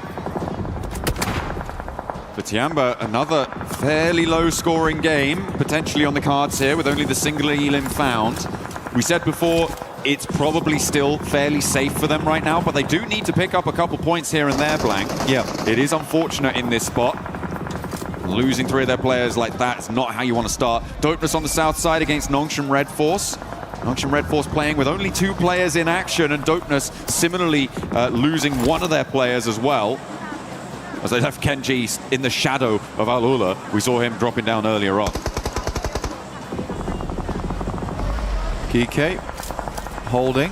Next circle is closing now. We have a lot of Everest over towards that western side. The arena's trying to bank as much information as possible at the moment. Store that away. Filing cabinets, pull out the secret files for later, where these teams will be playing, how they want to approach an endgame. They have been very quiet so far, very spy-like. Wolf now being descended upon. The duo that moved out there earlier, able to do a little bit there, but Scarface does get flushed. Aaron's not too long to follow. A victim of the MG3 on the northern side, and Wolf will go down, so not what they were looking for here to keep themselves in the running. They'll need something bigger in the next few, and very, very quickly. As we turn our attention towards the teams now left in the circle. GK, they've been holding their nerve. They're up to 5 Elims on this match now, Blank. They're doing well on the south side. They've rebuffed pushes there. They have the buildings to play around. Goat team on 6 Elims as well, looking to come off the back of a strong rondo in towards Erangel with some force. Well, they have force with them, so don't worry. He is on the team. We're good to go. But they're going to have to move it towards that northeast side. I think it's a slightly interesting push they'll have to make, and if they want to wrap down towards the south here and play in slow, definitely doable. Alpha 7, they pulled off from that northern portion of the compound and fully situated themselves down towards the south here, understanding the teams are likely wrapped through fields, were in the compound down towards the southwest, which they are right, and that is Goat team. So they're fully focusing a lot of their attention over towards Everest and their southwest. This is a good approach to the game from them. GK doing something very similar, looking to hold out the teams that are on the southern edge. You've just got Milu remaining down there. Ooh. Alpha 7's position gets so much stronger when E-Arena leave the top of Everest. For GOAT Team, that is good news for the time being, but as soon as E-Arena move, the rooftops become so dangerous against GOAT Team. They're going to have to have a real think about how they want to go for this one. And I feel like E-Arena is starting to peel off those angles. Yeah, start to look over towards Alula again. They have had that information for quite some time now. Noxian Red Force, Hyunbin opens up over towards Killer Joe. That's a backstab coming through here and will slow the guys from Go down. Revo actually looking to swing by in the vehicle, get some information, but Noxian Red Force definitely the main force that is distracting away from Goat. And Goat turns their eye towards them. You could see them just about start to shimmy back down towards that southeast side, realizing they got to get rid of this team. Hyunbin causing problems there. Noxian Red Force again, they're on 2 players alive. They're out of this current zone blank. They have to step forwards. So finding these little openings is exactly what they needed. Diminishing the power of GOAT Team across the way. You love to see it. You love to see it. Hyunbin with another nade over the top. They're not quite connecting either way. Foopsman starts to get closer with that buggy. Gets the scouting done. Hyunbin putting damage down range, but does have to duck back as he gets clocked himself. He's very, very low there. And in the meantime, TZ is fending off against Geeko, who won a third party. Hyunbin falls. Yeah, Hyunbin going down here. Good nades going through from GOAT Team, but in comes the shots from the sidelines here, and it is Revo finding Moxie. This is good. Very, very well done. You have to capitalize on that, and this was the plan from the very start, John, for Alpha 7. Looking better and better as the day goes on here. Kiwoom DRX technically have center circle on this one, but they have been so lackluster throughout the tournament. It's hard to call them doing much going forward. They'll have to change our minds essentially as the day goes on. E-Arena did now finally pull fully off of Everest here. They still have Mormon on the low ground. Milu 1v4 time, question mark. Is he going to do it again? There's 2 players down. Oh, that one felt like it might have connected as well. Milu with a chance here to go big again. The 2 players from Geeko not getting back on up, and he has got them on the run. They're trying to step into position to go for this res, but steps out, looks for it, darts into the building now. The res did not get stuck, and he's got another. He's just got 8 rounds left, though. The DBS out of ammo, and there is no more left in the tank. It ruins the day of Geeko, though. That's nuts. That is nuts. I mean, Milu is just disgusting. Oh my goodness me. GOAT Team up to 8 eliminations on this game, despite everything still putting up those points. Alpha 7 wrapped underneath. Tried to catch him off guard there. Foopsman did send over towards that southeast side. Look at the holdout Tizzy from Noxian Red Force. Kiwoom DRX also taking shots over. And Force will be knocked, leaving just Foopsman remaining. We'll see if Alpha 7 is able to pick up that point, and they do. Oh, he steps out into it. TZ holds it, gets across, and now looks to heal. There's a lot of crates on this location, remember, because Milu was doing some dastardly deeds out in the open, so potential to find a lot of loot here, but I don't know if TZ is going to stop. In the meantime, successful rotate earlier on. Looking to try and convert now into transition into this circle. Alpha 7. Oh, they've just lost a player on that northern side. Revel went out too close to E-Arena and does get clipped. I mean, it has to be the scout, though. I think that's fair. The fact they were trying to gather information, now the rest of the team knows that there's players on this north side. So annoying for AGAL, by the way, because Alula not for a second tried to check Kenji. So no one's known he's here for so long. He backstabs over towards AGAL, starts to move out, and he is completely scuppered their game plan. Changing the tempo on the lobby as E-Arena look to try and isolate this northern side as well. Everyone. He's just going for it. Okay, Kenji, a demon on the descent there, leaving 1 player back. We thought it might have been a misplay, but blank. I think I still believe that, but he goes down. But Dopeness, 4 elims into a 6th place. I think that's more than they could have hoped for in that spot. Another late entry for AJL, though, today. Getting further and further into these games. It's nice to see their name popping up towards his endpoints. Alula forced to move down, and AJL looking to bolster this position. They flow up. Carrillo looking over towards KRX. XEZ opens up over towards Claws, but it's Yasser over towards Flower H to get him down. This is going back and forth, but Maple comes through with the shotgun and will finish them off in fantastic fashion. They've got to get quickly with those players back up on their feet. But E-Arena from the western side, they've got the license to a limb right now. The spies coming through from on top of Everest, telescopes and binoculars put away, and they're looking to get the big elims on. He wound DRX as well into the fight. XCZ with a chance to shut it all down, though. Their chance to jump up the tables to get themselves off of the back foot here, but they are now on one player alive. He's burning, and now the DBS is going to try and shut him down from up on high. Tags one, but can't get the second done. Where did he go down from? Was that E-Arena? Schweppes moves on out, as do the rest of them. What a flex across. Alpha 7 now up against E-Arena. Good flex coming through from them, like you say. Goodness me, felt bad for him on that last DBS shot. Took him so incredibly low. Would have been a great clutch up for AJL, but still a strong game for them at 15 points total. Two final teams. E-Arena, who came blasting out in their group with a huge game, versus Alpha 7, who are slowly but surely regaining confidence in these matches. Losing Revo earlier may be a difference maker here, though, Blank.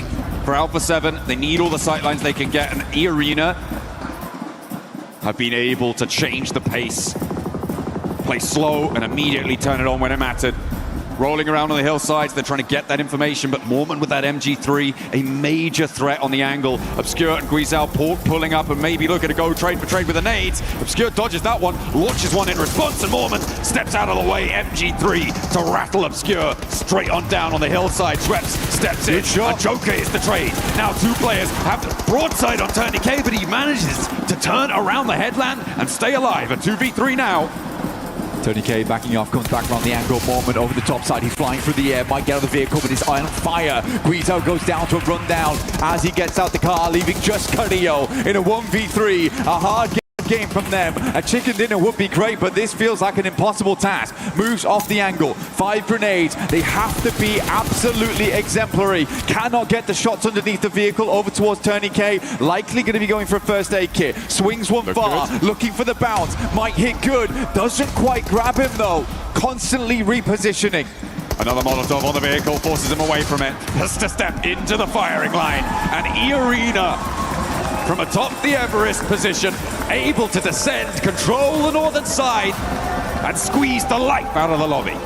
I mean, they pulled up those files. None of them were classified. They had locked-in info on every single team. And they took the silencer out and certainly silenced a lot of these squads in the lobby. For the boys in Alpha 7, though, another good game. A repeat of success. It's really good to see from them. And again, what I really liked is I understood the game plan from them. It felt like it wasn't haphazard from the squad. And even when Revo went down, I didn't really mind that all that much either. I was like, he's doing his job. He's scouting out for the team. Yes, he gets a little bit far and potentially wasn't expecting the sightlines from E-Arena on the top side. But even if you do go down like that, at least you're passing back information. There's a northern squad there. So for Alpha 7, another strong game. I think it is a top 6 today. Okay, all right. Yeah, I have to agree. I feel like that was a lot better. They addressed some of the issues from that first round, though. They were a little bit more dynamic when they needed to be. Losing Revo may be something they can patch up, but it is improvement consistently, which is exactly what you need for a survival stage.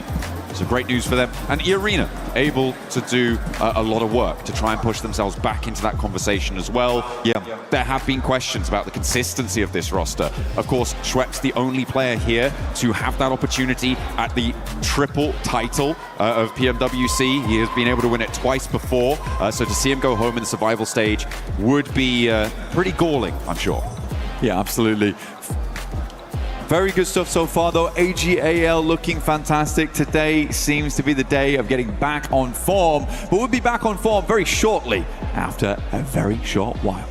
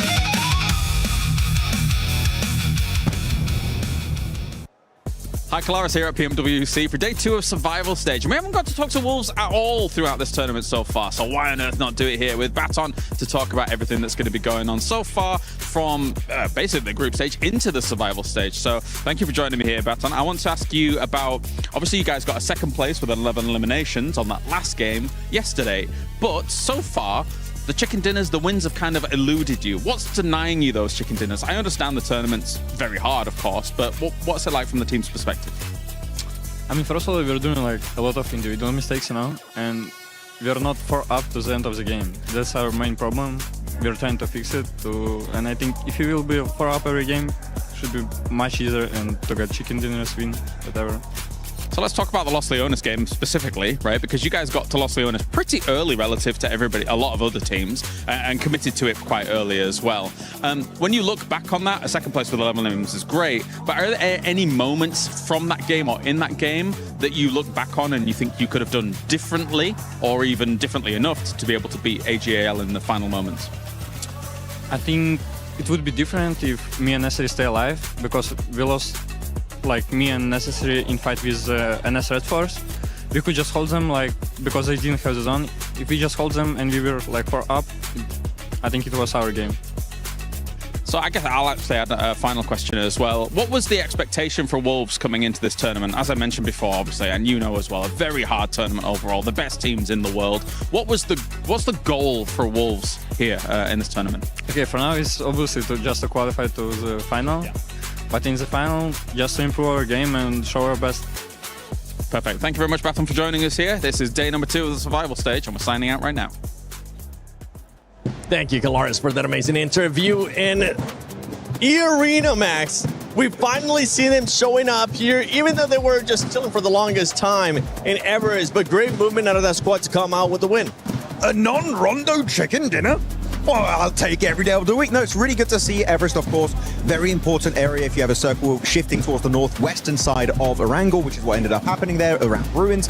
But in particular, what I loved is they were trying to get rid of threats before they become a major threat. In this game in particular, Al-Ula, they were having major control of ruins. I think you might want to talk about them later on, Nipchira. But they had really big control of ruins, and I think E-Arena understood that would be a big issue for them later on down the line. So they knew if they try and get rid of Al-Ula, or maybe not straight up eliminate them, but force them away from their position, maybe they can actually end up getting the win. So I think E-Arena here, that was some top tier stuff, and I wish to see it just more consistently. And Lace, one thing that we saw too is them gatekeeping Alpha 7 in a way, because Alpha 7 ended up being just in the house.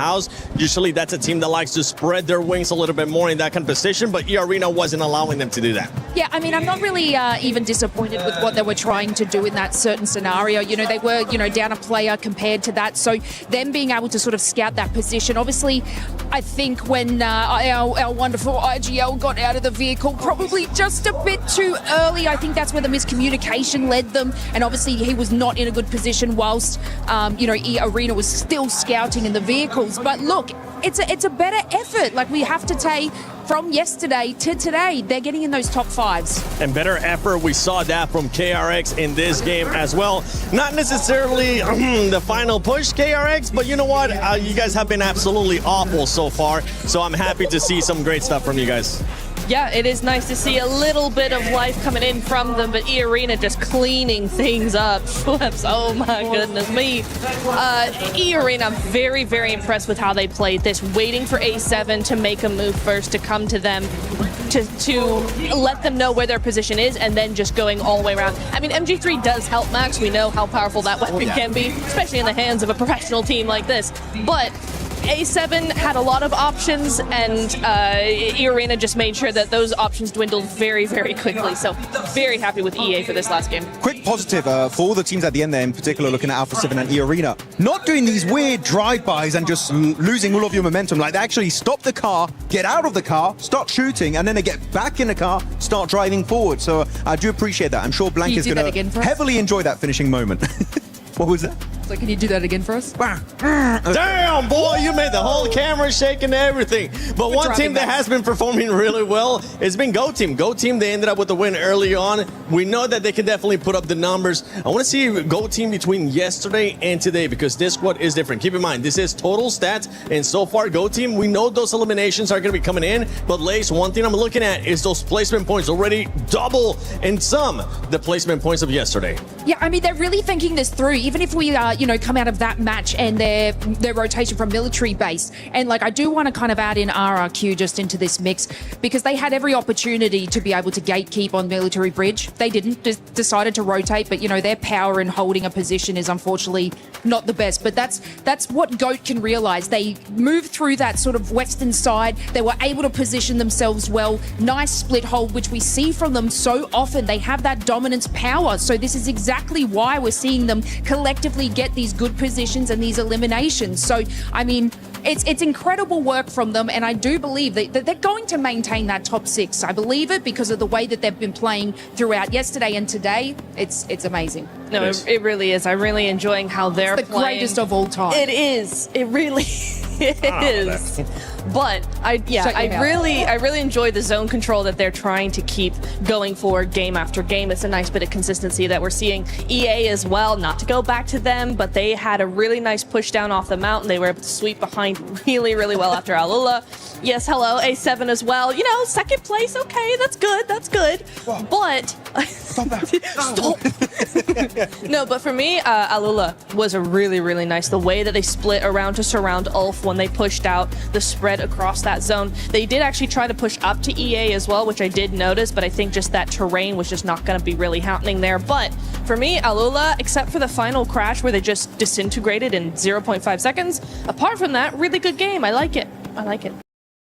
Nice, Alula. One team that I know you were keeping an eye on as well, Max, is none other than Tiamba, because Tiamba, what was it that you were looking at? Tell me a little bit more. Not a great push, unfortunately, on their Chinese brethrens of all gamers. And actually, I believe we do have a replay that might be coming up in just a few seconds here. Actually, it's going to be this one. But the thing is about Tiamba, I think the idea of pushing onto all gamers is great. You can see all the players get knocked here. And the thing is, if you want to push in this area, you have to commit. You need to send it and eliminate the opposition, which is going to be all gamers in this case, because everyone got wrecked literally upon entry in this area. It's just a nade funnel at that point. And then eventually all gamers, Maple in particular, is like, wait, we got a massive advantage here. We're just going to wrap it up, end up getting all of those flushes, and only Milu is left alive, which, no, Milu can do 1v4s. We've seen it before. But Tiamba, sure, they're in first position, but I'm looking ahead of the finals. In the finals, I would say this is a massive fumble, maybe that could cost them the tournament. So Tiamba, position like this, you can't play too passive. You need to commit if you want to come out on top. Especially when you have a team like AGAL wanting to be even more aggressive, wanting to make that push, because they also need the points. This is a team that hasn't really been performing well, but let's take a look at how the standings are currently looking. Tiamba is still in first place, but Alpha 7 making that push now to second place. Go Team, due to those amazing eliminations that they were able to get in that last game, they maintained themselves there within the top 3. And we're going to start seeing a bit of a gap here between some of the points too, Max, as Furia goes all the way down to 5th. Yeah, it's been looking a little bit tough, unfortunately. I'm not seeing anything from Silence and Ayala, which is quite unfortunate. We know those guys are very good, literally on the local stage or on the international stage. It's been kind of the Higor show right now for the side of Furia. So I would love to see a little bit of a team-wide effort, though, on the second page. Boy, Ulf, what's going on? They're losing players on like phase 2 or 3 Niptura. This is not the Ulf that I know. It isn't the one that I know either. It's not the one that anybody knows, quite frankly. It's not the one we saw in the group stage. Yes, they kind of slowed down in some of the group stage games, but it's not the same. It's not the same at all. I don't know what's happening. We've gone from, players of, the old Fireflux, right? We had players of old Fireflux being, with Ketch as the IGL, and they're making such a massive comeback, and then all of a sudden they get here, and they just fizzle out, and I'm so confused because this is a team that has incredible firepower, right? They are so good at that aggressive play, and we're just not seeing anything. Well, exactly. I mean, how do you go from old Fireflux, a lot of those players being on old Fireflux with that reputation, coming over here, continuing that reputation, and then doing nothing now? Just final point on that one. Usually they're slow starting team. This is taking way too long to build up that momentum. It's very, very slow. That's right, Alpha 7 fans. Get a little bit high because the team is finally performing. We're seeing something different from this squad. So let's go, Alpha 7. Let's send it over to none other than the man with high energy, High Dukes, and Kalaris. Yeah, so we've got a few teams to talk about before we actually kind of get things into the next game. I got Hot Jukes here with me for everything. And we got a few teams, such as E-Arena, getting themselves a win when they hit those big highs. They hit it really hard. Here from Everest was a great position to stage this from. Good information from there, not only a great staging point. Absolutely. I mean, when you said biggest highs, right, they've had like the biggest in a past Rondo, right? But still couldn't make it into the finals then. But they're here now. They get the chicken dinner. 17 points was critical, right? So it's good to finally see them make something happen. Even though it is on the last day, we still got 4 matches left to go. It's a great start. What's particularly impressive is holding Alpha 7 in that compound to then swing around the north side, hit the east, be able to clean that up, eliminating threats. I mean, they had all the sight lines on everything, holding that edge at Everest, and then they saw that fight happening down there with KRX. They go down, take it, get those eliminations, and still pop on back, like you mentioned, to be able to take out Alpha 7 and clutch it up. Very nice. One of the teams, of course, they did kind of clean up on that east side. AGAL, who, of course, is in the running for a club championship.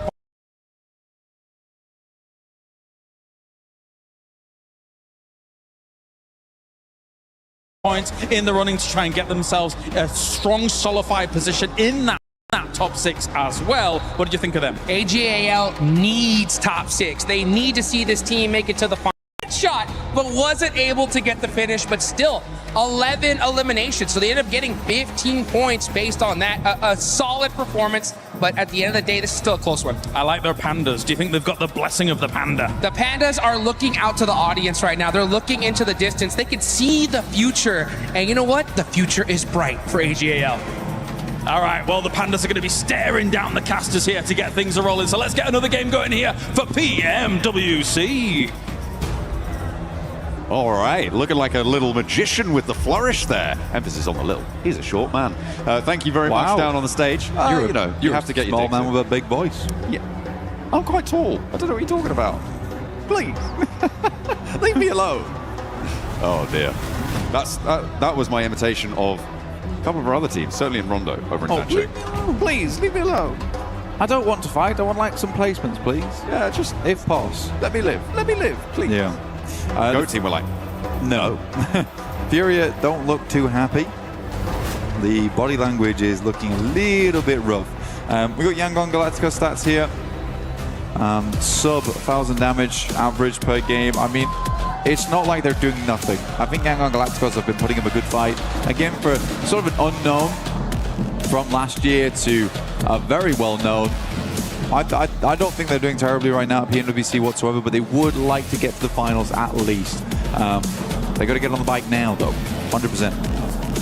Absolutely. Definitely something you need to try and step up towards. We said it would be a little bit of a shame if the defending champions weren't there in the finals, but if you're not good enough, doesn't matter what you've done before, you need to do it now. You need to get stuck in. And we're going over Erangel, the plane path. Heavy south lean on it again, blank. From that Sosnovka military base over towards Lipovka. It is pretty nasty, isolating positions up on the northwest, and I feel like the team I'm thinking about when I think they're Alpha 7 over in North George. Where are they going to go? Yeah, we'll see. We'll see. I think Alpha 7 should have a secondary here. We'll see exactly which one it is. Maybe eastern side, potentially. It's a very long time ago they used to do that, though. But yeah, Furia, definitely a team that's at risk right now. They're on 57 points. I know they can do more. They know they can do more. Like I said, the body language looks a little bit rough at the moment. I see a bit more energy. They might need a bit of a pep talk between match 3 and match 4. One of the teams jumping out nice and early here. Go dropping in towards Sosnovka. Hard to get towards the north side of the map. There might actually be some, not hot drops, but some contested locations for vehicles, etc. Yeah, I feel like there's a little grouping of players there around where the Wolves are. GK are underneath that. The northern point of RRQ could potentially be a danger zone, and everybody out just northwest of Milta over towards the mansion shelter prison sort of area. There is a lot of players dropping out there, and I don't think there's that many vehicles, Blank. It's going to be tight. Also, we are going back to Lipovka. Lipovka's split, actually, for Alpha 7. Okay. They did this quite frequently, so they are going east side. Nice to see. AGAL down towards Milta Power and Mini Milta. Lovely circle for everyone. Honestly, this is probably one of the kinder circles they could have gone for here. It's not fully down towards Sosnovka, but it is around the area where you'd want to be playing, where the playing path has been dropped to you off.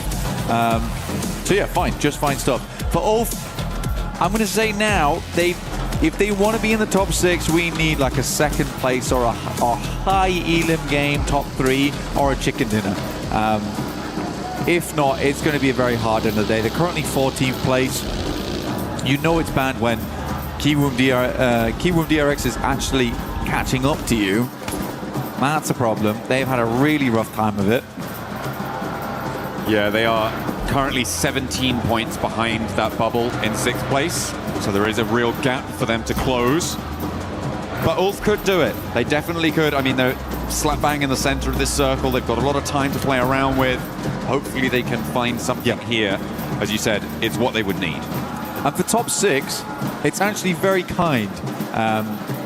It's so kind that match 6 is probably going to be comical again, where teams are going in and out from that top 6 over and over again.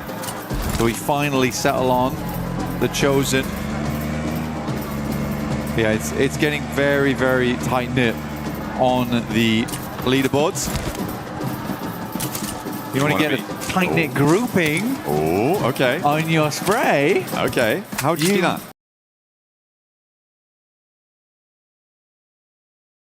You've got to make sure you have the Ninetales Fury Orc skin from in-game. Make sure you also pick up the Naruto set.